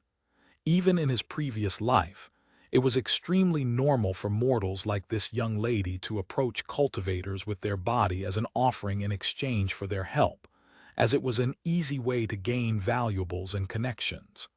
Hell, the more fortunate ones may even become cultivators themselves. "I'm sorry, but I am in a hurry to be somewhere. If you don't mind, why don't you tell me what you have to say here?" said Su Yang, who showed barely any changes in his emotions. The young lady looked at him with an astonished expression on her face. He was someone who belonged to a sect that does vulgar acts every day as though it was normal, yet he refused her so easily. Why didn't he just nod and follow her with a smile on his face just like she'd imagined? "Nothing. Then I will excuse myself." The young lady stood there like a stone statue as Su Yang gracefully walked away while leaving a trail of flowery fragrance behind in the streets. When Su Yang completely disappeared from the scene, the bystanders sighed loudly. Just a glance at him and you can tell that he's someone with high standards. He's from a place where peerless beauties are as common as flies. How could you possibly compete with the disciples at the Profound Blossom Sect, young one? When the young lady heard the people's words that were clearly meant to disdain her, her face turned red in embarrassment. No longer wishing to be there, she turned and ran away. Chapter 39. A lively restaurant. After walking for some time, Su Yang decided to take a break. He randomly chose a restaurant and walked in, his presence instantly attracting the gazes of everybody inside the building before even stepping inside. "Why, young master, I am the owner of this store. How many will be visiting today?" Su Yang was greeted by the store owner instead of the usual servants. "I am alone," he replied as he stepped inside the place. "I apologize in advance if the place is too crude for someone like the young master. Spare me the sweet talk and just give me a table. Any table will do." Su Yang interrupted him with a casual glance, causing the store owner to quickly shut his mouth, his palms turning sweaty from nervousness. "Young master can sit wherever he wants," said the store owner a moment later. Su Yang nodded and picked an empty table by the corner.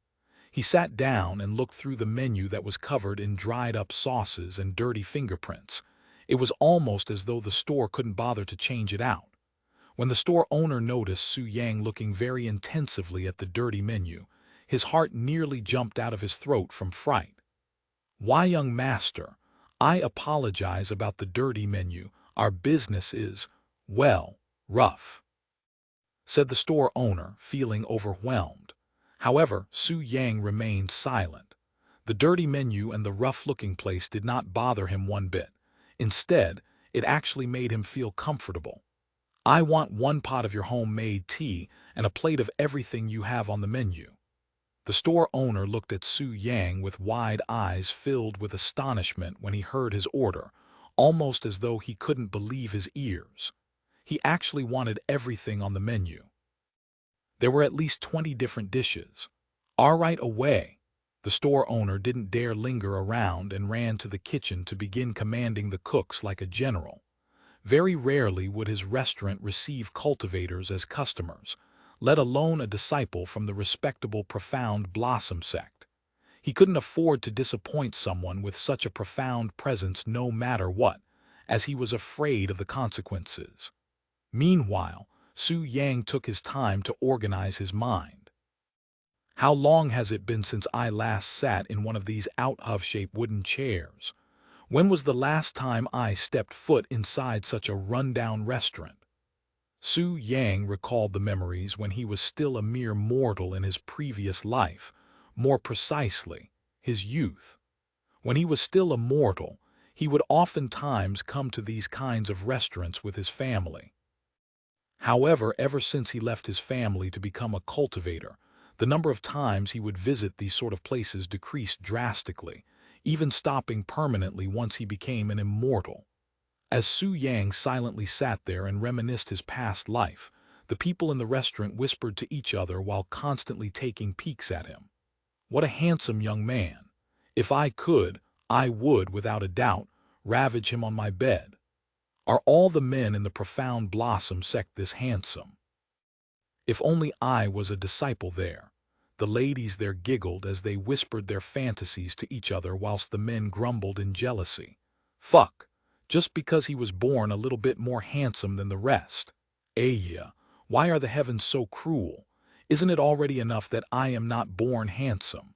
Why did you have to allow me to see someone like him? Are you trying to shatter my confidence as a man? Su Yang smiled slightly after listening to the people around him talk. Although they were all whispering, it was so clear in Su Yang's ears that it sounded as though they were speaking directly into his ears. Soon, the store owner returned with many servants following behind, each carrying dishes with them. And because the table was too small to fit all the dishes, the store owner combined a few empty tables together to make it one large table. How much for all of this? Su Yang asked the store owner. Young master does not have to worry about the price and can. Su Yang sighed midway through his sentence and retrieved a gold coin from his robes and handed it to the dumbfounded store owner. Keep the change, but do me a favor and replace these dirty menus for new ones as soon as possible. Also, I'd like to treat all of the ladies here to a meal. Give them whatever they want. It'll be on me. Su Yang's words bewildered not only the store owner but everybody else in the restaurant. How rich was he to give out a gold coin so easily? Even if Su Yang were to order everything on the menu 5 more times, he still wouldn't need half a gold coin. Hell, even the restaurant itself only earns a few gold coins each year. When the females in the room heard that Su Yang was treating them to anything they want, they had an urge to jump out of their seats to give him a big kiss. Su Yang then said out loud, "While we are at it, why don't you all sit with me so we can have a little chat? There is plenty of room and I am trying to learn more about this place since this is my first time out of the sect." The instant Su Yang requested for their presence at his table, nearly every female in that place stood up and scrambled for the best seats, which were the 2 seats that were directly beside Su Yang. Calm down.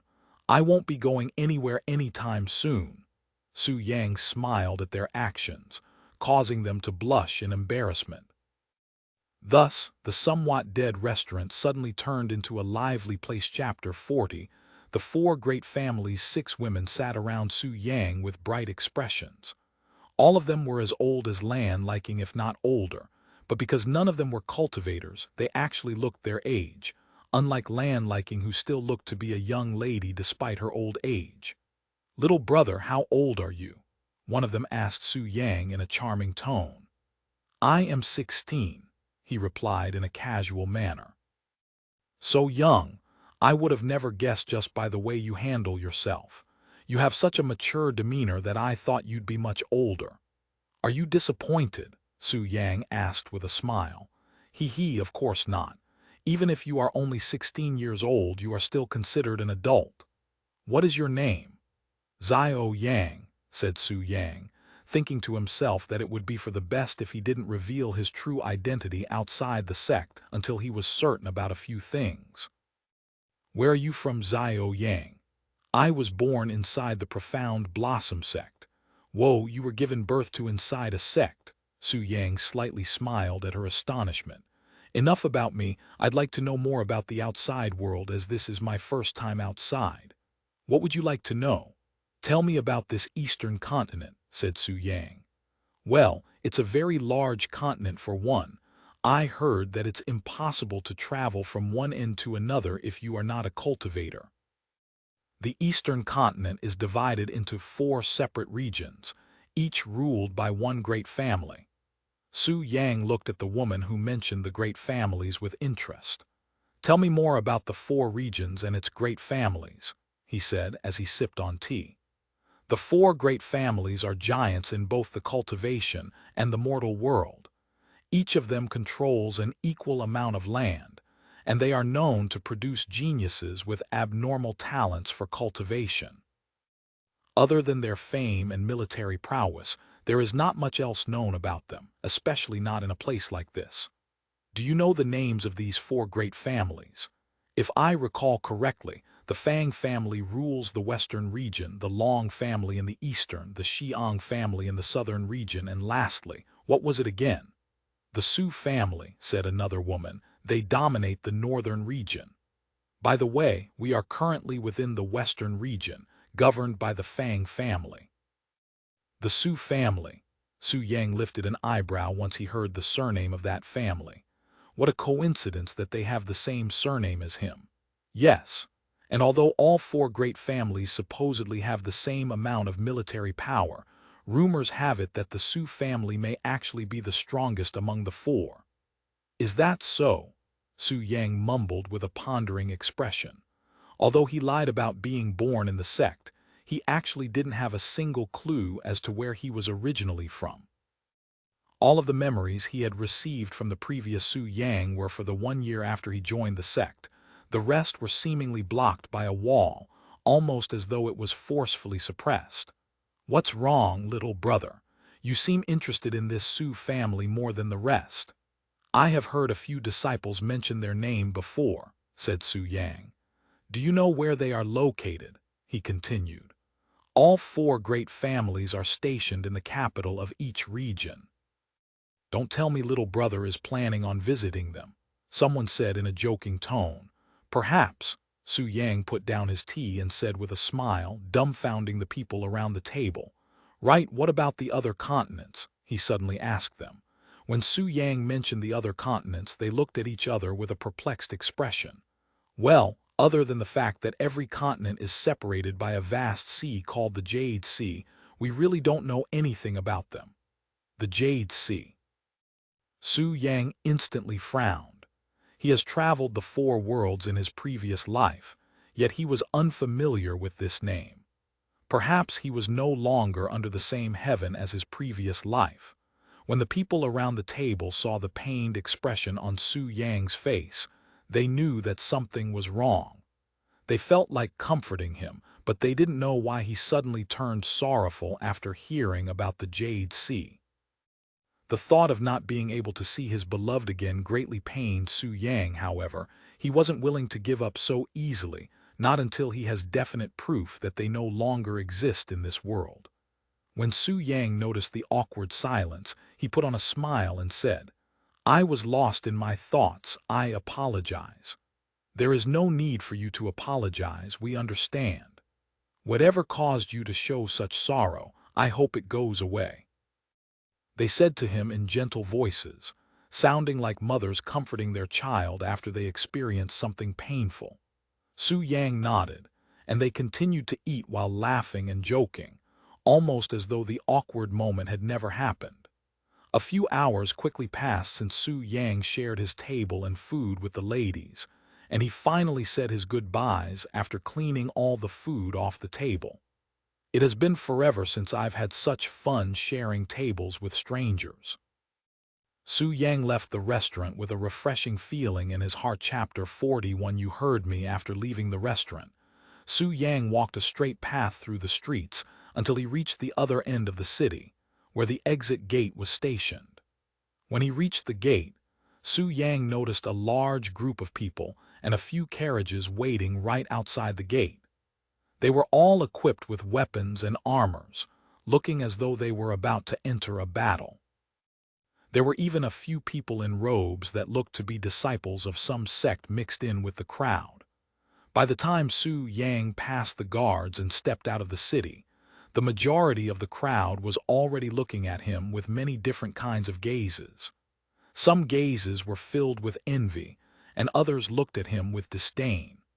But of course, there were also a few females there that looked at him with adoring lights in their eyes.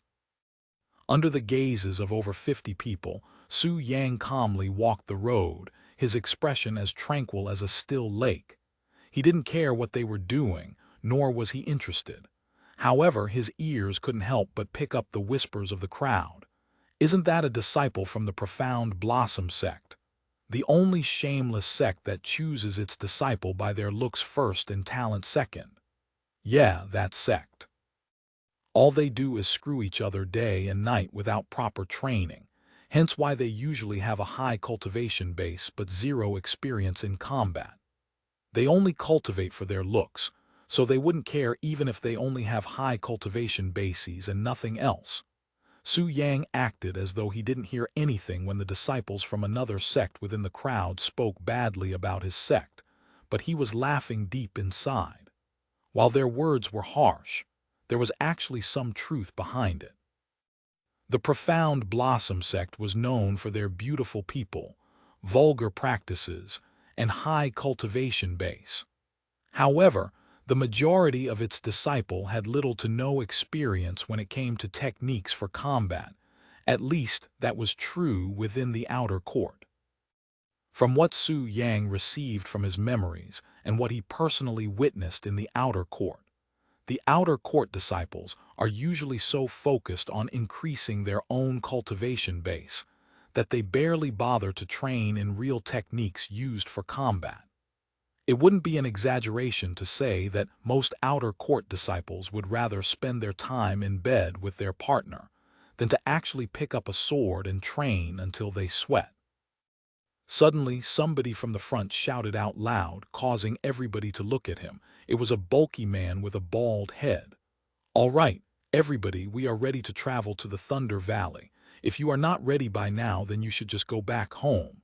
Some of the crowd laughed at the bulky man's words. "If you have any questions, now is the time to ask." "How long will the journey to the Thunder Valley take?" asked a skinny man with a bow in his hands. 5 days, give or take." "Do you have any idea how many lightning cats will be there for us to slay?" "We are unsure of the exact number, but they are in the hundreds at least," said the bulky man, and he continued, "Listen here, there will be a lot of lightning cats running around and it will be a difficult subjugation.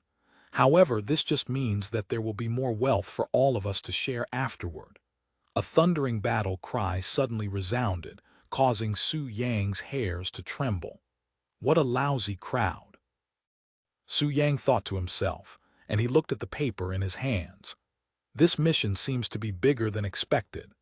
It has been some time since Su Yang left the Swift Feather City.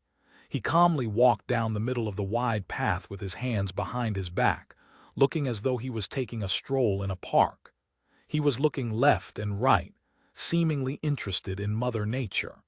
Behind him was a large group of 50 people, all of them watching Su Yang in the lead with weird expressions. "Why does it look like we're all being led by that dog?" someone from the crowd purposely said out loud. "Now that you mention it, why are we walking at his pace? We can't go any faster because we are already cramped as it is. This is unacceptable. We won't make it there by next week at this rate.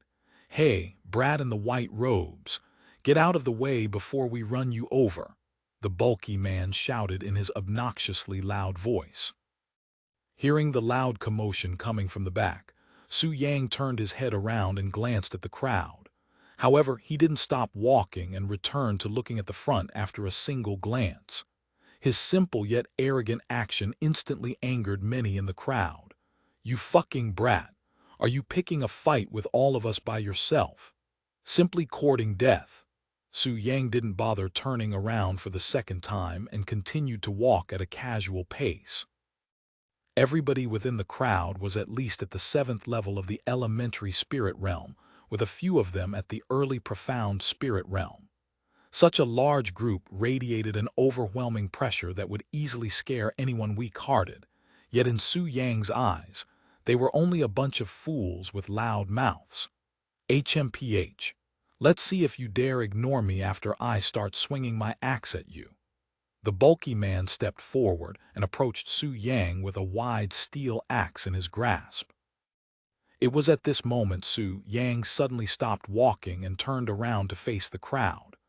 I won't tell you to not swing that toy at me, but just know that you will not step foot inside the Thunder Valley once you do, ever. Su Yang said in a low and calm voice, his face still as tranquil as ever. However, his low-sounding voice was as loud as a fly buzzing directly in the ears of the bulky man. What did you just say to me, you fucking brat? The bulky man's forehead began popping with veins the moment he heard Su Yang's threat, his face red from anger. Su Yang smiled and said, "You heard me." He then turned around and began walking again. Chapter 42 Golden Carriage. When Su Yang turned around and walked, the bulky man exploded in anger, his eyes red. The bulky man was a cultivator at the 3rd level of the profound spirit realm, and he has never been so deeply disrespected by anyone, let alone a disciple from the shameless Profound Blossom Sect. You fucking brat! Who do you think you are? The bulky man suddenly pounced at Su Yang from a distance like a tiger with his steel axe raised high into the air. The steel axe quickly dropped towards Su Yang's head. However, just inches before the axe could touch even a strand of hair on his head, Su Yang made a swift turn and unsheathed the sword by his side. A flicker of light flashed, followed by a tyrannical pressure that was filled with killing intent. Once the crowd behind the bulky man felt the killing intent, their legs stopped working, and their bodies trembled as though it was freezing cold. Although the pressure only lasted for a brief second before it disappeared, it was enough to halt the movements of everybody there, even the horses pulling the carriages. Instantly after the killing intent passed, the bulky man's frozen body in the air began moving again. It began falling backward like a stone statue. The body fell slowly and felt like it took forever in the witness's eyes. But when it finally touched the ground, everybody there was shocked to find the head missing from the bulky man's body. A few people from the crowd suddenly looked up into the sky after they saw a shadow spinning in the air. When they noticed that it was actually the bulky man's head that was spinning in the air, they screamed in horror. Not to mention the flying head still had the angry expression of the bulky man before his death. Su Yang retrieved his sword at the same moment the flying head touched the ground. He then looked at the bewildered crowd calmly with a bright smile and said, "Since we are all going to the same place with the same objective, why don't we stop this foolishness before I start littering this road with corpses?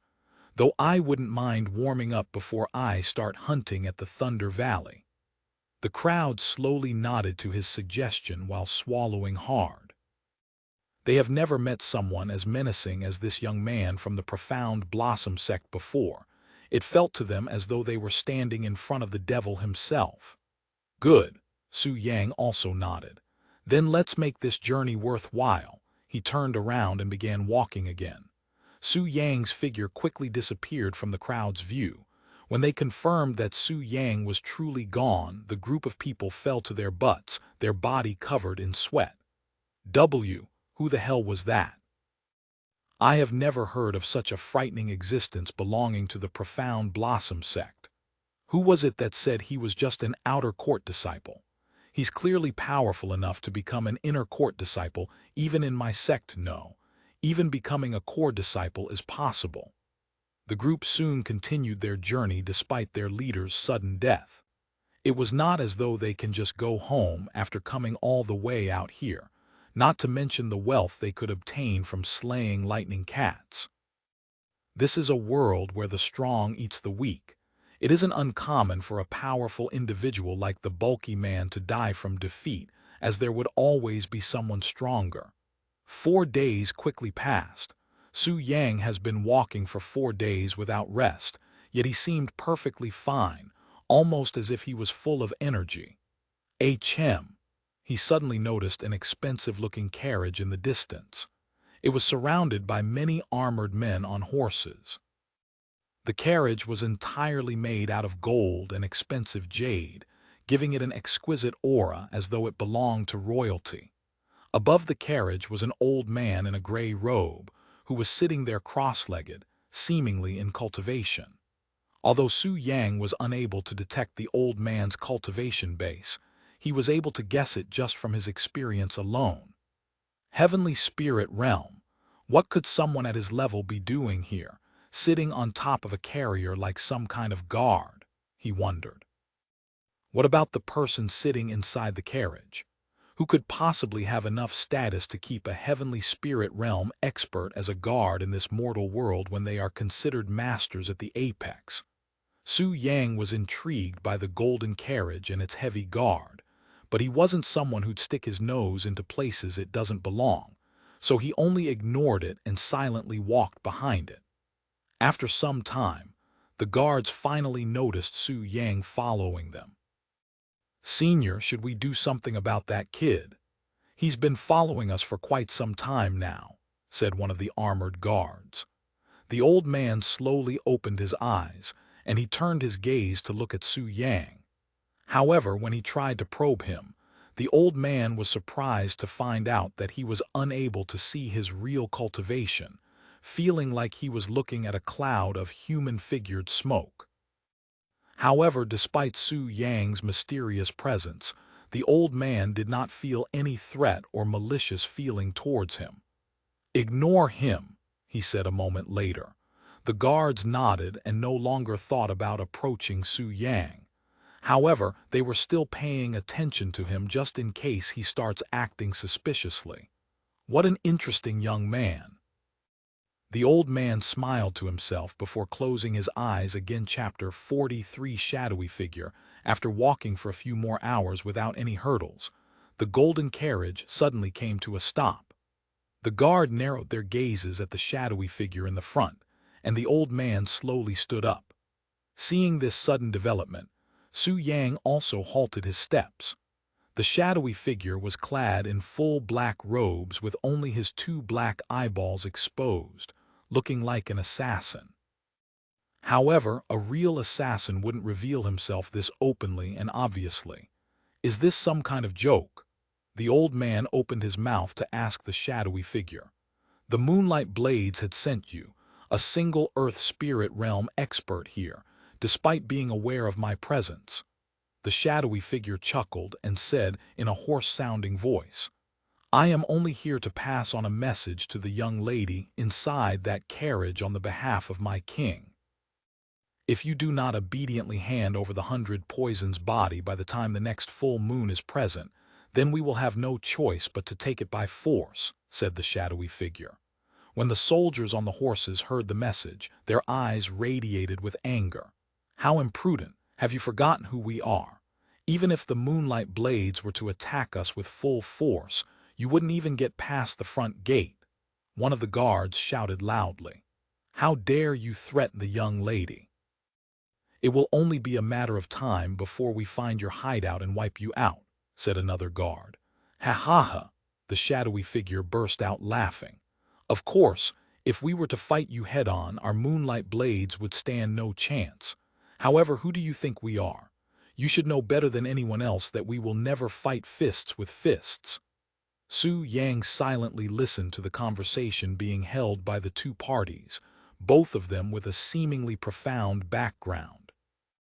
Although he has never heard of the Moonlight Blades before, they seem to be some sort of faction that lives in the shadow. "The 100 Poison's body, huh?" Su Yang pondered the name.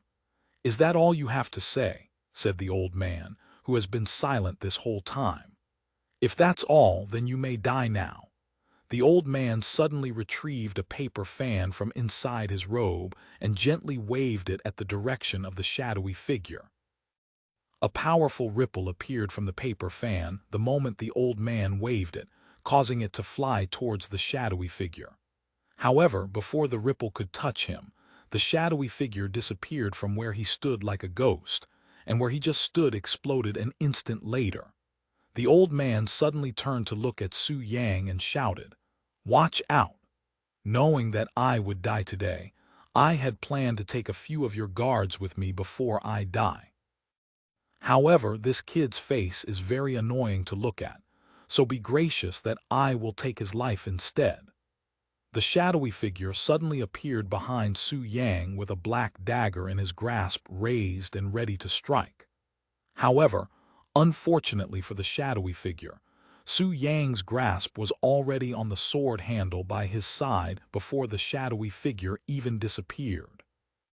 A profound and fierce light flashed within Su Yang's eyes, and an overwhelming amount of sword intent exploded from within his body, causing the shadowy figure to freeze for an instant from the sudden pressure. The instant the shadowy figure was frozen from shock, Su Yang swiftly turned around and unsheathed his sword, sending a powerful wave of sword intent towards the shadowy figure. The shadowy figure couldn't even scream in pain before the sword intent effortlessly sliced his body in half like a sword cutting a piece of paper. After cutting the shadowy figure in half, Su Yang coldly snorted at the corpse on the floor. "Did you think that I wouldn't notice your obnoxious gaze staring at me? This is not the first time something like this has happened before." The guards and the old man watched Su Yang return his sword into its scabbard with shocked expressions. What just happened? At one moment, the shadowy figure disappeared from their views, and an instant later he became a corpse with his body cleanly sliced in half, laying beside that young man who has been suspiciously following them. Sword intent. When the guards finally returned from their astonishment, they realized that it was sword intent that the young man had used to kill the shadowy figure. What terrifying sword intent! Even the heavenly spirit realm old man was shocked by the destructive power and pressure shown by the sword intent. It was something even a heavenly spirit realm expert like him would not be able to replicate. The old man jumped off the carriage and approached Su Yang. "Young man, what is your name?" he asked. "Xiao Yang. If you don't mind me asking, how old are you?" Su Yang did not instantly answer and instead silently looked at the old man, seemingly in deep thoughts. When the old man saw his calm expression, he smiled and said, "I was immensely impressed by your sword intent, but your appearance makes it difficult for me to see you as a mere junior. What does my age matter? The only thing that matters in a fight is one's strength and wisdom. Anything else is irrelevant." Su Yang's words left the old man speechless. "Senior Zhang, is everything fine out there?" A sweet feminine voice resounded from inside the golden carriage, causing the old man to turn around. "Young lady, the threat is no longer here," said the old man named Senior Zhang. "Then let's continue our journey. We don't have much time to spare here." Senior Zhang looked at Su Yang with a bitter smile. "Although I wish to talk more to you about your sword intent, we are in a hurry. I am Senior Zhang from the Divine Sword Temple. If you ever happen to have the chance to visit, you can show anyone there this and they will bring you to me." Senior Zhang handed Su Yang a yellow jade slip. "If I get the chance." Su Yang casually accepted the jade slip. When Su Yang showed no reactions after he mentioned the Divine Sword Temple, Senior Zhang was slightly surprised. Was it ignorance, or was the name, Divine Sword Temple, not enough to even lift his brows? Senior Zhang became more interested in Su Yang's background, but alas, he did not have the time to stay around to learn more about him. After their short interaction, Senior Zhang went into the carriage before they began moving again. Chapter 44 Heavenly Constitution. Inside the carriage, Senior Zhang sat in front of a female figure, her face covered by a veil. "The moonlight blades are really relentless," sighed the veiled figure. The sigh was so heartfelt that Senior Zhang could feel the exhaustion in her heart. "The young lady does not have to worry. We will find their hideout soon and wipe them from this earth," said Senior Zhang. His voice was clear and filled with confidence, yet his eyes were dim. The Moonlight Blades could be considered the most secretive and deadly underground organization to have ever existed in this world. They are so well hidden that even after 100 years of active operations, nobody has been able to unveil their main hideout, only minor branches. "I'm sure you will," said the young lady in a tender voice, and she continued, "Thank you, Senior Zhang. I did not do anything to be deserving of your praises." He shook his head, refusing her gratitude. "But you protected me just now." Senior Zhang chuckled slightly and said, "I would naturally protect the young lady, however, I really did not do anything just now. The one who dealt with the assassin was a young man." "A young man?" The young lady sounded intrigued, and Senior Zhang began recalling to her what had happened. "The assassin came here to deliver the message knowing that he will die afterward, and he had intended to deal some damage to us. But at the last second, he decided to surprise attack this young man instead." "Why was he attacked? Is he okay?" When Senior Zhang recalled what the assassin had said, he couldn't help but smile bitterly. "Because his face was annoying." The young lady covered her mouth from surprise after hearing his words. A bystander was attacked solely for the reason that he had an annoying face. What kind of development was this? As for his well-being, not only did he manage to escape unharmed, but he also turned the situation around and killed the assassin with sword intent. Sword intent. That terrifying sword intent I felt just now didn't belong to Senior Zhang, she asked in a puzzled tone. Senior Zhang shook his head in regret and said, "I wouldn't be able to emit such powerful sword intent even if I tried." The young lady was truly in shock now. She knew Senior Zhang's demeanor very well, and his capabilities as a swordmaster could be considered top-notch even amongst masters. But for him to sound so disheartened and inferior when speaking about himself was a first. "This young man, who is he?" "I don't know his background, only his name Xiao Yang.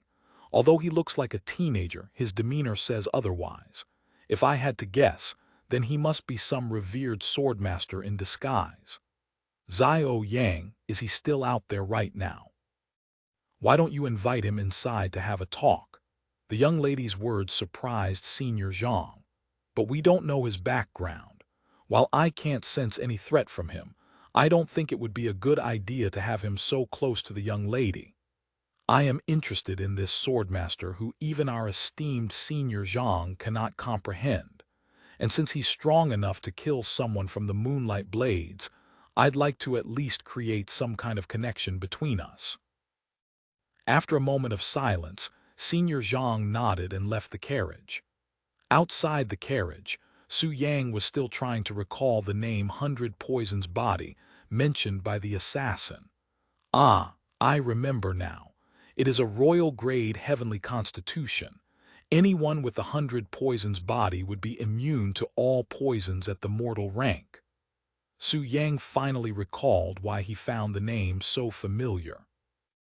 Heavenly constitutions are special bodies that grant the person with it unique and sometimes heaven-defying talents, such as the 100 Poison Body that allows the person to be immune to all poison and even cultivate with it. Those with heavenly constitutions are all considered heaven-sent prodigies and are usually cultivated at a young age with all sorts of valuable resources and miracle medicines. Heavenly constitutions, like techniques and weapons, have their own levels of rarity and quality. The 100 Poison's Body, for example, was at the royal grade, the lowest grade in the heavenly constitution rankings, whilst the superior 1,000 Poison's Body would be an imperial grade heavenly constitution. A royal grade heavenly constitution, huh? Su Yang gaze narrowed at the carriage. Suddenly, Senior Zhang came out of the carriage and approached Su Yang again. "Young man, my young lady would like to invite you into the carriage for a little talk. She wants to personally thank you for dealing with the assassin." Senior Zhang said to him in a different tone than previously. Su Yang looked at Senior Zhang's serious face and took another quick glance at the carriage. Very well. He accepted their offer. When the guards noticed Su Yang follow Senior Zhang into the carriage, their jaws dropped from shock. How could Senior Zhang let some stranger into the carriage when their young lady was also inside?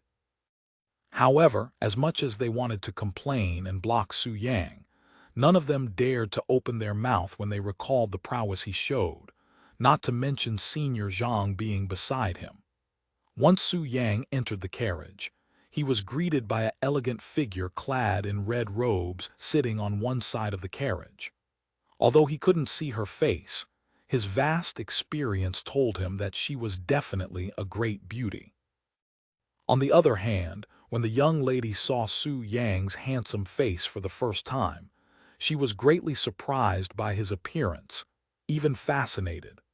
When Senior Zhang talked about him, he didn't mention anything about Su Yang being this handsome of a young man, which dumbfounded the young lady for a second when she saw him, as she wasn't expecting someone this handsome. Su Yang sat on the other side of the carriage beside Senior Zhang with a nonchalant expression on his face, seemingly unfazed by the situation. "You must be the great swordmaster Zhao Yang. My surname is Zai Xingfeng. I have heard about you from Senior Zhang, and I'd like to personally thank you for dealing with that assassin from the Moonlight Blades," said the young lady with her fair hand extended for a handshake. Su Yang chuckled inside when she called him a swordmaster. "You don't have to thank me. I did what I did only to protect myself," he said as he shook her hands that were soft and smooth. Senior Zhang was secretly shocked when he saw Zai Xingfeng extend her hands out for a handshake, as it was something unthinkable for someone of her status. He wanted to say something, but alas, Su Yang's quick movements allowed him to touch her hands before he could even open his mouth. Chapter 4500 Poison's body. Zai Xingfeng looked at their handshake with a somewhat dazed expression. She didn't know why she willingly extended her arms for a handshake. It was almost as though her body moved without thinking. "It's my first time feeling the skin of a male that's not in my family," she thought to herself, as the feeling of Su Yang's warm hand gently held her hand. Perhaps it was because of Su Yang's natural charm and presence, but Zai Xingfeng didn't know why she reached out her hands to him. Even Senior Zhang was surprised to see his young lady, who has a tendency to stay away from others, willingly offer her skin for another to feel. My hand," Su Yang said a moment later when Zai Xingfeng didn't release her grasp after some time. Where are my manners? I apologize for that." Zai Xingfeng quickly retrieved her hand with a blushing face when she realized that she had been holding his hands for an extended amount of time. Her actions caused Senior Zhang to widen his eyes from shock. What on earth is going on in here? Where did all her elegance go? It all seemed to have disappeared the moment she saw Su Yang. Zai Xingfeng cleared her throat. "Senior brother Zio, if you don't mind me asking, where are you from?" she then asked.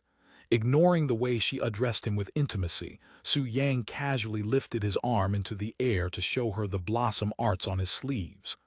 "I am from the Profound Blossom Sect," he said. "The Profound Blossom Sect." Zai Xingfeng showed a puzzled expression behind her veil. She has never heard of such a place before. Senior Zhang also showed a questioning expression. Not even he has heard of such a place. However, for them to have such a profound swordmaster within their ranks, how could he not have heard of them before? "We are not from around here, so I do not know of such a place, unfortunately," said Zai Xingfeng in a regrettable tone. "However, for them to have someone as powerful as you, it must surely be a special place." Su Yang smiled and shook his head. "It really isn't as impressive as you'd think. In fact, if I could leave, I would." Senior Zhang's eyes shone with a bright and sharp light when he heard Su Yang's words, and he said, "Then how about joining my divine sword sect? We would greatly appreciate a talented swordmaster such as yourself to join our ranks. I am sure that the disciples there would also appreciate having a new master who could teach them about sword intents. I appreciate the offer, but there are still things I have to do there. Once I am done, perhaps I could travel to this divine sword sect. Su Yang kindly refused his offer without refusing it entirely. Senior Zhang was a bit surprised. For someone to refuse the divine sword sect so quickly, this was a first even for him. Could this Profound Blossom Sect really be this profound? However, he wasn't entirely disheartened because Su Yang did not entirely refuse his offer, even hinting that he might join them in the future. Then until you finish your business there, we will wait patiently. Just know that our divine sword sect will always have our doors open for anyone talented in the sword, he said a moment later. Senior brother Zio, you seem very young, even younger than me. How old are you exactly? Although it was hidden from sight, Zai Xingfang's eyes flashed with an anticipating light. Su Yang only smiled at her question and did not give her a proper reply. They seemed to be really interested in his age. However, he wasn't willing to reveal that at the moment as it might be too shocking for them. After all, what kind of 16-year-old could use sword intent that was superior to even a heavenly spirit realm expert's sword intent? Not even prodigies could possibly manage such a feat. Seeing how Su Yang didn't want to reveal his age, Zai Xingfang was disappointed in her heart. What about you, senior brother Zio? Surely you have a lot of questions to ask, especially after experiencing that unfortunate event. Zai Xingfeng decided to treat her previous question as though it never happened, as she didn't want the atmosphere to turn awkward. Senior Zhang felt that it was extremely rude for Su Yang to ignore her question, as it would be considered blasphemy if he knew of her background. But seeing how Zai Xingfeng decided to ignore it, he also decided to do the same. There has been something on my mind after that minor event. Su Yang narrowed his eyes at Zai Xingfeng's alluring figure, and he continued, "Your heavenly constitution, the 100 poisons body." Before Su Yang could even finish his question, Senior Zhang's eyes widened with alert, and his aura radiated with killing intent as his hands instinctively reached for Su Yang's open neck with a clawing gesture, like an eagle grabbing its prey. However, just before he could touch Su Yang, Zai Xingfeng's thundering voice resounded. "Halt!" Senior Zhang's movements instantly froze, his clawed hand mere millimeters away from choking Su Yang's pale neck, who didn't even flinch the slightest from his sudden attack. Su Yang sat there silently, his expression still as calm as ever, looking as though he was not even a bit concerned about the situation. He suddenly closed his eyes and said in a calm voice, "As rare as your heavenly constitution may be in this world, I do not have the slightest interest in your royal grade 100 poisons body. Even if it grants the person absolute resistance to all poison, its ability is, unfortunately, limited to mortal grade poisons. It'd be useless once you encounter a spirit grade poison." Su Yang's words dumbfounded both Senior Zhang, who was still prepared to continue his attack, and Zai Xingfeng, who was an expert in the art of poisons. Chapter 46, "I want to look at your heavenly constitution. If you are not interested, then why are you mentioning it?" asked Senior Zhang in a serious voice, sounding as though he was questioning a suspect who was behind bars. "It's just that it is my first time seeing someone with a heavenly constitution here, so I got curious and wanted to ask if I can take a look at it." When Su Yang said "here," there was a profound and mysterious feeling to it. Of course, this wasn't his first time seeing someone with a heavenly constitution, as every partner he had in his previous life had heaven-defying heavenly constitutions.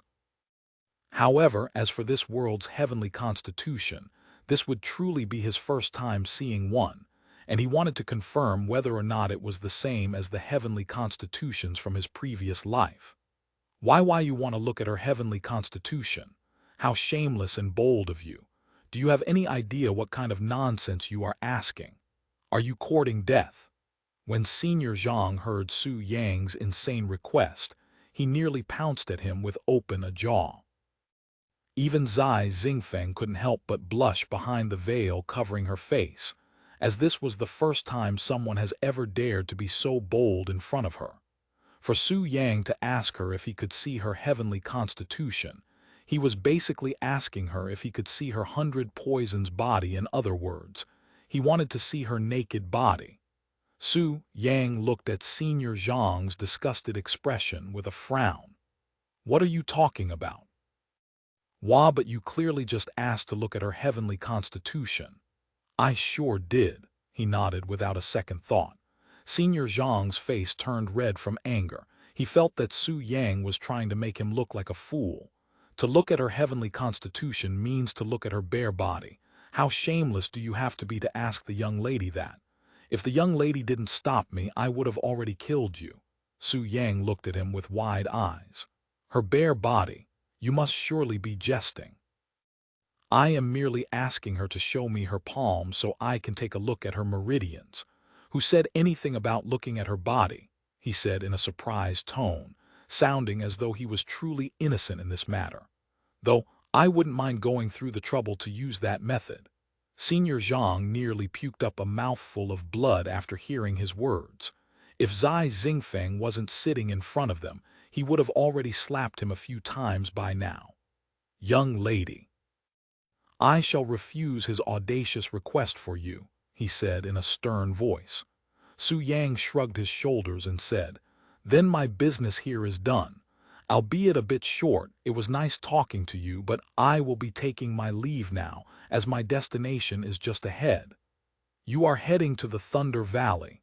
Senior Zhang asked him in a surprised tone.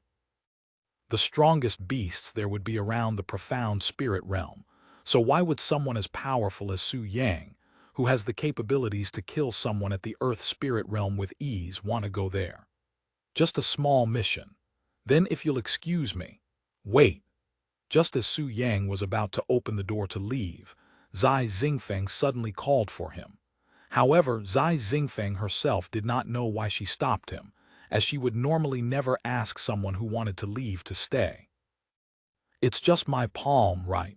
Even if it was to protect yourself, the fact that you assisted us in dealing with the moonlight blades does not change, said Zai Xingfeng as she extended her fair hands for him again. Young lady, that kind of physical contact would be absolutely inappropriate for someone of your standing. We have already shaken hands. This wouldn't be much different. But young lady, you heard the young lady, old man. Su Yang suddenly grabbed Zai Xingfeng's hands in one smooth motion, which greatly startled her who wasn't fully prepared. Old man. Senior Zhang almost couldn't believe his ears. Ever since he was young, there had never been anyone who dared to address him in such a tone. After grabbing Zai Xingfeng's hands again, Su Yang closed his eyes and became silent. Suddenly, his body emitted a profound aura, causing the atmosphere to feel somewhat ancient. The unexpected change caused both Senior Zhang and Zai Xingfeng to feel apprehensive. The carriage suddenly became so quiet that only the sound of the horses and the carriage moving could be heard. This quiet atmosphere lasted for a few moments. When Su Yang opened his eyes again, he showed a somewhat relieved smile. It's the same, he mumbled in low voice. What's the same? Asked Zai Xingfeng. It's just as I remembered it. I had thought that it would be different than how I imagined it, but it looks like that was unnecessary worry, he said after a small pause. After analyzing Zai Xingfeng's heavenly constitution, Su Yang confirmed that its structure and functions are the same as the heavenly constitution that he was familiar with in his previous life. Learning this, Su Yang was in a joyous mood, as this discovery meant that there was a chance that he was still in the same universe but in a different world. Perhaps this is a world separated from the four worlds, a fifth world, he pondered. Su Yang looked at Zai Xingfeng directly at her veil and smiled. "Thank you for listening to my selfish request," he said in a clear voice. Zai Xingfeng couldn't help but feel that Su Yang was able to see through the veil and straight into her eyes when he looked at her, and she smiled. "It's only a small matter. There is no need to be so humble. Although it may be a small matter to you, it is something of great importance to me. As a show of my gratitude to you, I shall part to you the method to cultivate the 100 poisons body into the imperial grade 1,000 poisons body." The already silent place suddenly turned even quieter, and both Senior Zhang and Zai Xingfeng stared at Su Yang with wide eyes filled with shock, especially Zai Xingfeng, who was barely able to think properly at this moment. What did he just say? That not only does he have the method to cultivate my 100 poisons body into the 1,000 poisons body, but he is also willing to give me such a priceless technique. Why? Zai Xingfeng stared at him with wide eyes behind her veil. She has never been this shocked before in her entire life. Chapter 47 Priceless Technique. The method to cultivate my 100 poisons body into a 1,000 poisons body. Could a technique like that really exist under this heaven? If so, then why would you give it to someone like me, someone you've only just met? Zai Xingfeng asked with a trembling voice. Despite her colossal background and her family's enormous wealth, she couldn't help but tremble in excitement at this technique that may or may not even exist. "There's no point in keeping it for myself since I do not have 100 poisons body, so I might as well give it to someone that actually has a use for it. I am no saint, but it will always be a personal pleasure of mine to make beautiful ladies, one such as yourself, happy, especially if it only takes a few small gifts." Su Yang replied in a calm voice, sounding as though he really did not care that he was going to share such a priceless technique to some stranger. Beautiful lady. The feeling that Su Yang could see through her veil became stronger in Zai Xingfeng's heart. Only a small gift. Senior Zhang nearly fell unconscious when Su Yang called a technique that could cultivate one's heavenly constitution into a higher grade a mere small gift. In fact, he was so dumbfounded that he missed the obvious flirting that was happening right in front of his wide eyes. Are you sure? Surely something this precious, you must. No need to be so humble. I am also doing this for myself. Come, lean your head towards my way." Although she felt overwhelmed by the sudden development, as though his words were said with magic in it, Zai Xingfeng obediently listened to his words and leaned forward. When she leaned forward, Su Yang also followed. He closed his eyes and gently touched her forehead that was still covered with a veil with his own forehead, not to mention her flowery fragrance that calmed his mind. Zai Xingfeng, on the other hand, could feel her face heating up from embarrassment. This was her first time being so close to another man's face with her own. It was close enough that she might accidentally kiss him if she moved forward even the slightest. A few seconds after their foreheads connected, a bright yellow glow could be seen in between their foreheads, slowly growing larger and brighter as time passed, and a few minutes felt like a few hours to Zai Xingfeng, who was currently trying to absorb all of the information being fed into her head by Su Yang. Her body began sweating and her breathing quickened. When Senior Zhang saw the changes to Zai Xingfeng, he wanted to interrupt them. However, fearing that he might distract them and cause irreversible damages to her, he decided to sit back and bite his jaw with as much strength as he could muster and patiently wait for the two to finish whatever they were doing. "Immortal grade tempering technique, 1,000 poisons tempering," she cried inside her heart. When Zai Xingfeng finally learned the name and grade of the technique, she was nearly shocked into a coma. There are countless techniques in this world that offer countless varieties of skills and different effects, each divided into different grades and categories, depending on the technique's power and versatility. From the weakest and least powerful techniques to the heaven-defying techniques that could destroy mountains, they are ranked.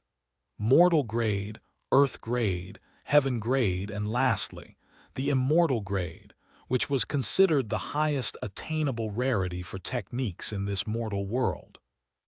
To put in perspective how rare and valuable Immortal grade techniques are in this world, one could use the 10 fingers on their 2 hands to count all of the known Immortal grade techniques in this world, and still have spare fingers to use for counting. Hell, forget about the unobtainable by most Immortal grade techniques. Even heaven grade techniques are considered national treasures in powerful sects, and are kept secured under strict supervision. Unless one belonged to a great family that ruled an entire region in the Eastern continent, or some super sect like the Divine Sword sect, they can forget about ever seeing any Immortal grade technique up close and personal.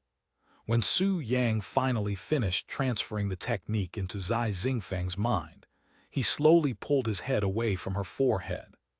"I have transferred the technique directly into your mind, so you can bring it up and look at it whenever you want. However, keep in mind that you will not be able to share it with anyone no matter how hard you try, so save yourself from pointless sweating," said Su Yang a few moments later. "Haya haya," Zai Xingfeng panted heavily, sounding as though she just finished sprinting a marathon. This gift, how am I supposed to repay you? Even if I give you everything in my possession, it will not amount to even half the value of this technique. Like I'd said, I am doing this not just for you, but also for my own selfish reasons. And you can repay me by successfully cultivating your 100 poisons body into the 1,000 poisons body. Something like that is. Zai Xingfeng was speechless. She couldn't understand Su Yang's actions or guess his thoughts no matter how hard she tried. It was as though she was trying to see something deeply shrouded in a thick fog. A genius such as yourself, who is at the earth spirit realm at such a young age, will surely be successful when cultivating the technique. Su Yang suddenly turned his head to look at the carriage ceiling, and he continued, "It seems like I have finally arrived at my destination. Although this meeting was short, it was filled with excitement, even a bit of fate's aura." Zai Xingfeng silently stared at Su Yang, seemingly in a daze. "Open the carriage door." Senior Zhang suddenly shouted, his voice hasty-sounding, almost as though he wanted Su Yang to leave the carriage as soon as possible. The door to the carriage opened, and Su Yang quickly stepped out of the carriage. "Wait, Senior Brother Zio." Zai Xingfeng looked like she was about to leave the carriage to follow him, but was quickly stopped by Senior Zhang before she could even reach the door. "Young lady, His Majesty gave me strict orders to not let you leave this carriage, or else the protection that was bestowed onto it will not be able to protect you from danger. But I still have a lot of things I need to talk to him about." She insisted on leaving the carriage. "Young lady, don't forget your standing. Although his swordsmanship is above even mine, he is only a mere commoner from the Eastern continent. You cannot involve yourself too deeply with someone like that, or it will bring endless trouble not just to yourself, but also that Zio Yang. If it is as he said that this meeting was fate, then you will surely meet him again in the future," said Senior Zhang, who did not know what kind of technique Su Yang gave her.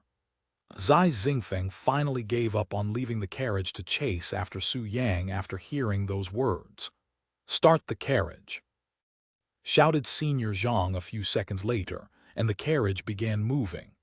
Su Yang took one good look at the golden carriage from the outside before turning to face the valley in front of him that had a sky that was covered in thunderclouds from where he stood to the horizons. "This is the Thunder Valley, huh?"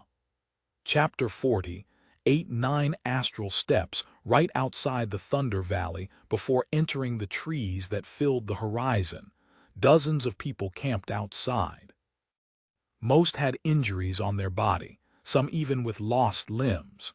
There were disciples from random sects and the rest being mercenaries. Everybody there had one goal, which was to hunt lightning cats for their monster core, valuable and profound resources cultivators use to cultivate themselves. Monster cores are what beasts use to cultivate and store their cultivation base. If a beast with a solid cultivation base died, they would have a chance of leaving behind a monster core with their remaining cultivation base inside that cultivators could use to cultivate themselves. Monster cores could also be used to create powerful weapons that greatly boosts the strength of its wielder, hence its high demand and value.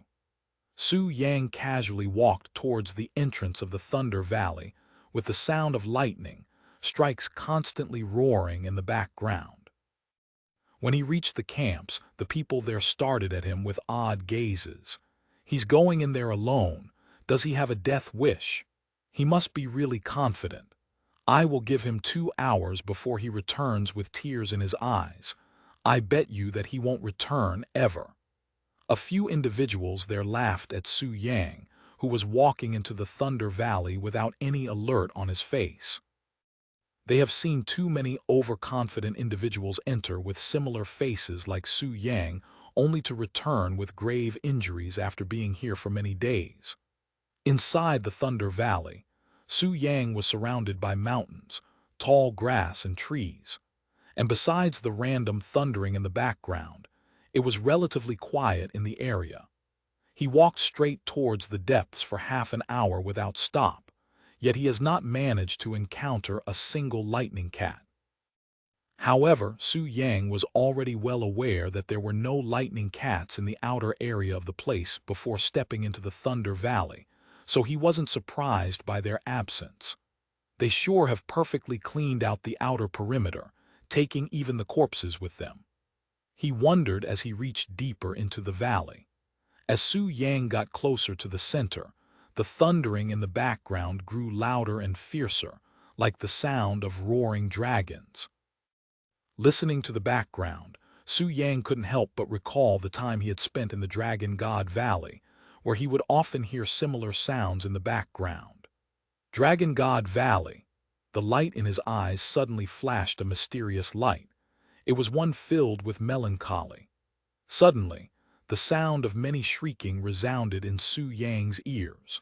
Although it came from somewhere afar, he was able to locate the exact location of where the scream was coming from in an instant. His figure turned into a blur, quickly followed by a sudden gust of wind. Using a foot technique from his previous life that significantly boosted his speed, he arrived at the location within seconds, traveling nearly a mile in that short time. The moment he arrived, he noticed a group of young adults all wearing the same green-colored robes, half of them being on the floor and covered in blood, and surrounding them was 5 lightning cats.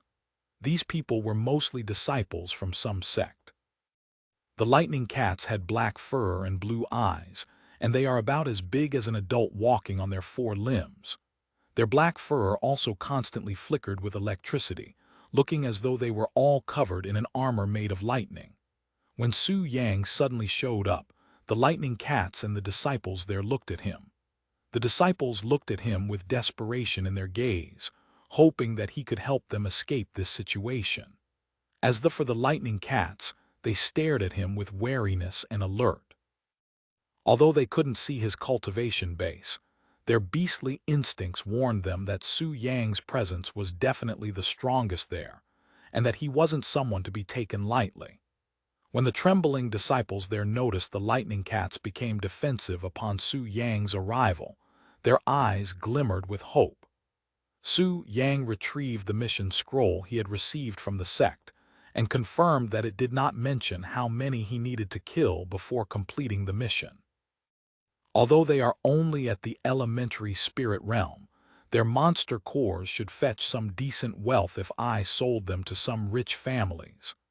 Su Yang unsheathed the sword by his side as he pondered about his need for money in this world.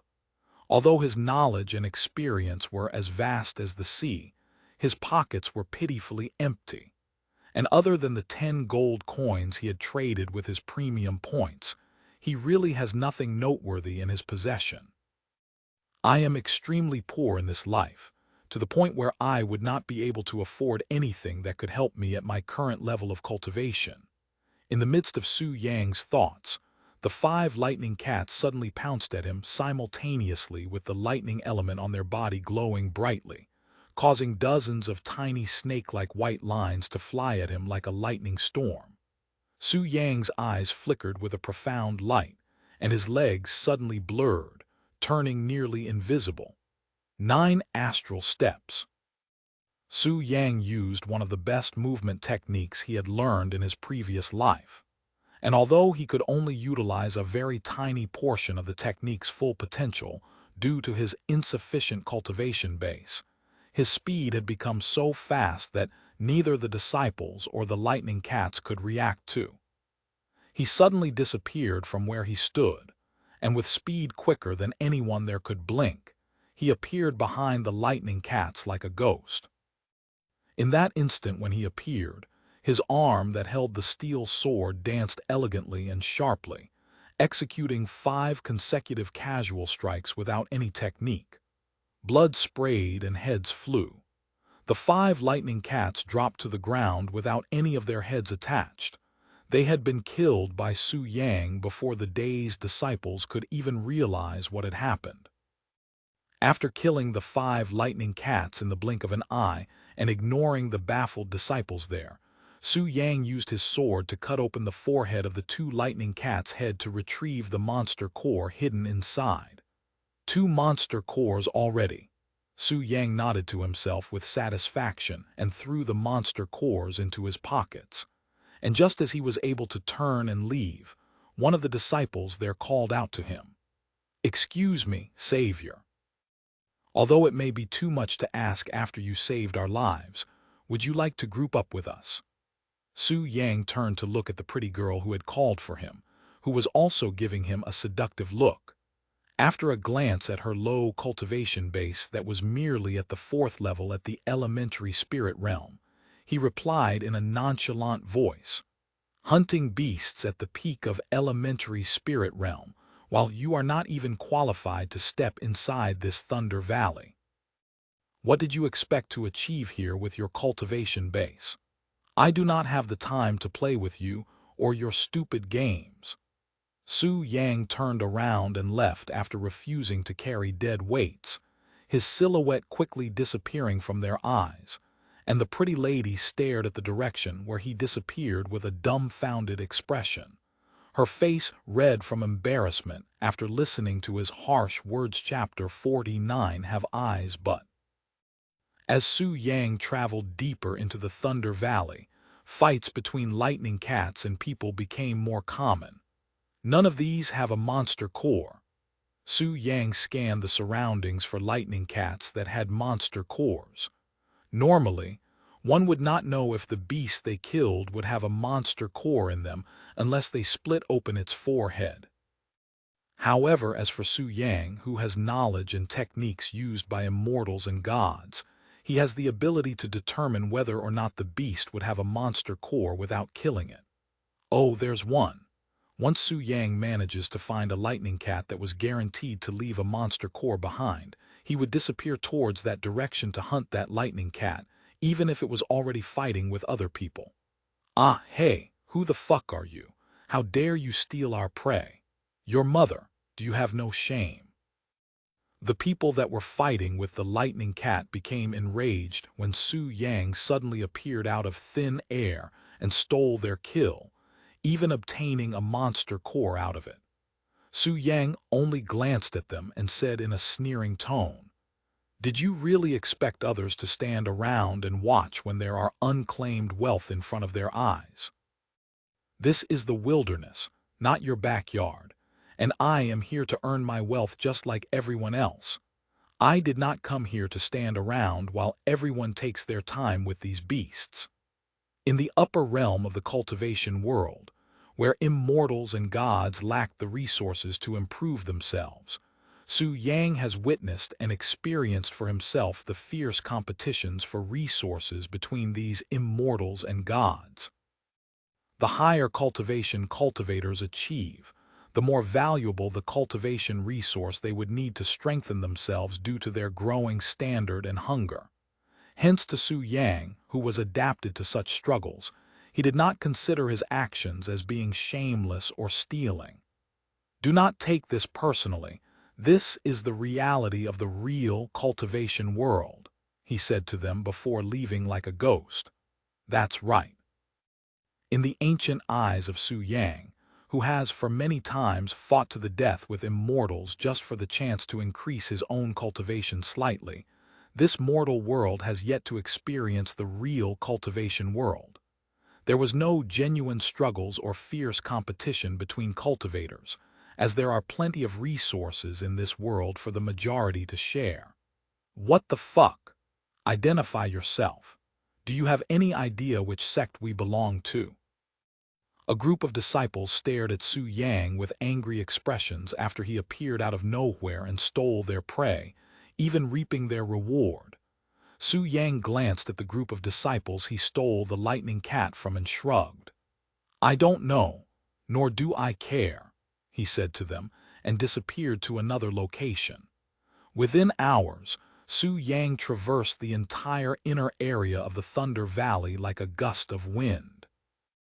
And wherever he would appear, another monster core would enter his pocket, followed by enraged reactions from those he stole the kill from. Fuck, that shameless bastard. I swear that if I ever see him again, I will beat him into a plump. But as shameless as he was, he managed to kill the lightning cats with seemingly zero effort. Are you sure that you want to fight someone like him? Shut up. Very quickly, Su Yang became famous within the Thunder Valley as a shameless thief who would steal the praise of others. The results are better than I'd expected, Su Yang said, as he felt his pockets that were filled with monster cores. He was pleasantly surprised to find so many lightning cats running around in this Thunder Valley. It was as though the only beast that lived in this place was lightning cats.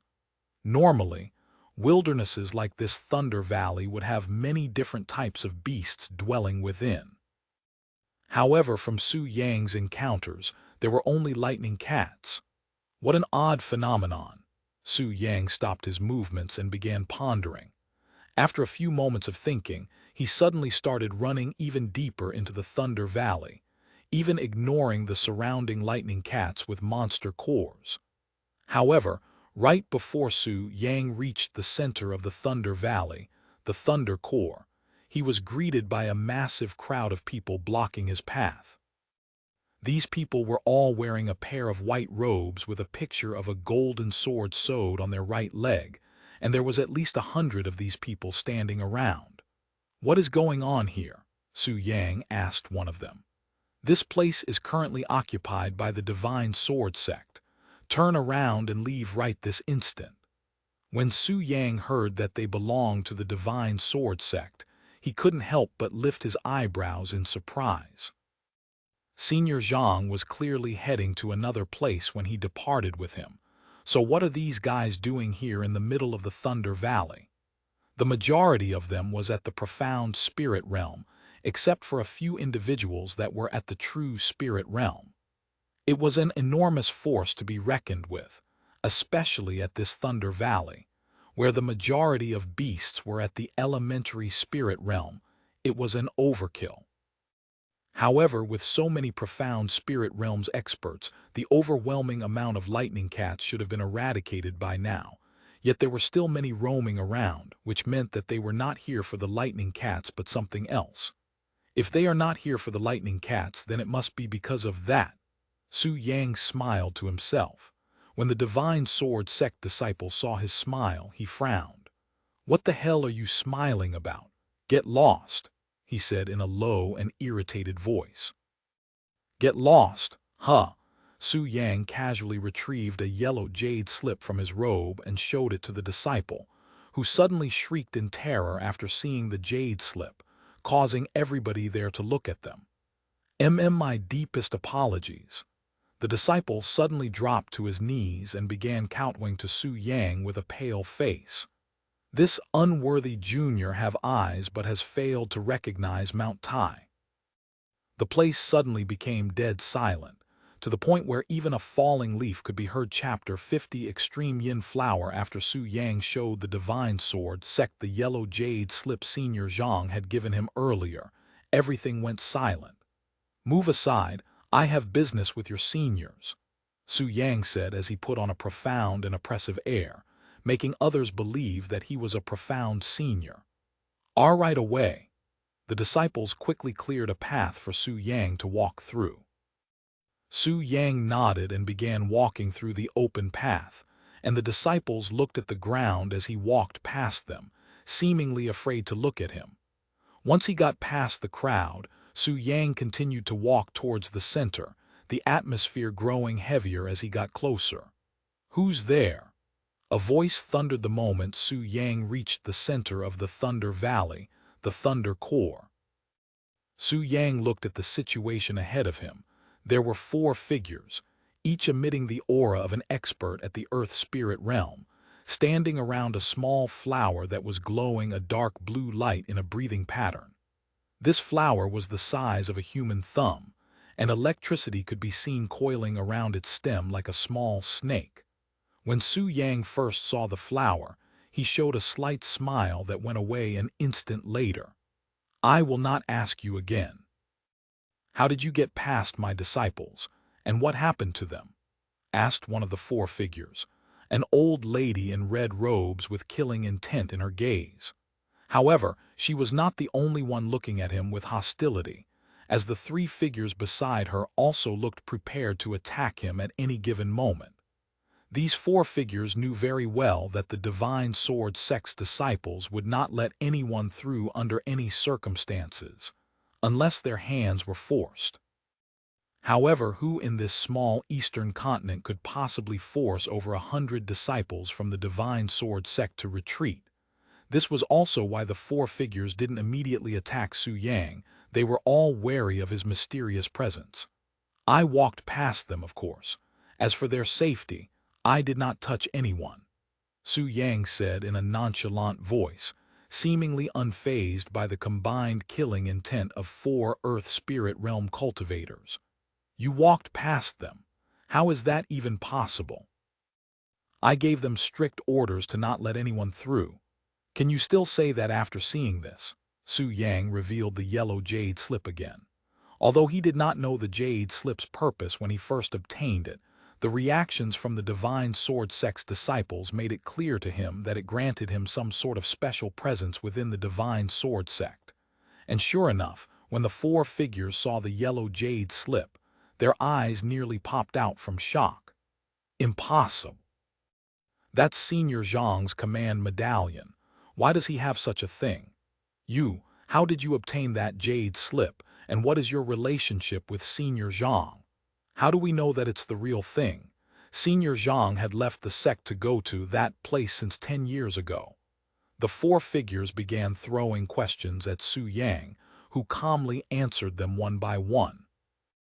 "I met Senior Zhang by chance, and after helping him protect Lady Zai, we became best friends and he gave me this jade slip as a show of gratitude." When Su Yang mentioned the surname Zai, the expressions on these 4 figures changed. They no longer looked at him with killing intent, but they still held their suspicions. "As for the authenticity of this jade slip, why don't you check it yourself?" Su Yang then threw the jade slip towards their direction. The one who caught it took a moment to examine the jade slip. Moments later, he cried out, "It's real. This is really Senior Zhang's command medallion." "So what if it's real? What are you doing here? Senior Zhang shouldn't know of this operation since he hasn't been with us for over 10 years. The old lady in red robes continued to question him. "Are you sure about that? I parted with Senior Zhang only recently at the entrance of this Thunder Valley." "What? Senior Zhang was here?" Su Yang nodded and said, "Along with Lady Zai." He then approached them in a casual manner and continued, "Do you have any idea what that flower is?" he asked them. The 4 looked at the flower and then back to Su Yang and shook their heads. Indeed, they have never seen such a flower before. Despite their profound knowledge, none of them have ever seen or heard of such a flower before. However, they were certain that this flower was the cause of the phenomenon with the lightning cats in this Thunder Valley, and that it was some sort of priceless treasure. Hence why they plan to have this place secured until they figure out the identity of this small flower. That flower is called the extreme yin flower, and it has the same effects as the pure yin flower, as well as being 10 times greater in its effectiveness. 10 times greater. When the four figures learned about the identity of this flower, their jaws dropped from shock. The pure yin flower was already considered an extremely strong medicine that could kill even earth spirit realm cultivators. Yet this extreme yin flower was 10 times stronger. Then wouldn't this extreme yin flower kill even heavenly spirit realm cultivators? If consumed without a special technique, even cultivators above the heavenly spirit realm would die instantly after using it, said Su Yang, increasing the shock in their hearts. Even those above the heavenly spirit realm. Then what are we supposed to do with this thing? If nobody in this world could use it, then wouldn't that make it useless? Asked the old lady in red robes. That is why Lady Zai and Senior Zhang had sent me to this place, he replied. Although none of us here could use this extreme yin flower, I'm fairly certain that Lady Zai's family would find some use in it. Despite knowing nothing about Zai Xingfeng's background, Su Yang knew that she was someone with an incomprehensible status in this world, so he used that to his advantage in hopes to convince these four figures. That does make sense. If someone has the ability to handle this extreme yin flower, then it would be Lady Zai's family. Then, if you will excuse me, I will extract this extreme yin flower and return to Lady Zai's side, said Su Yang as he stood in front of the extreme yin flower.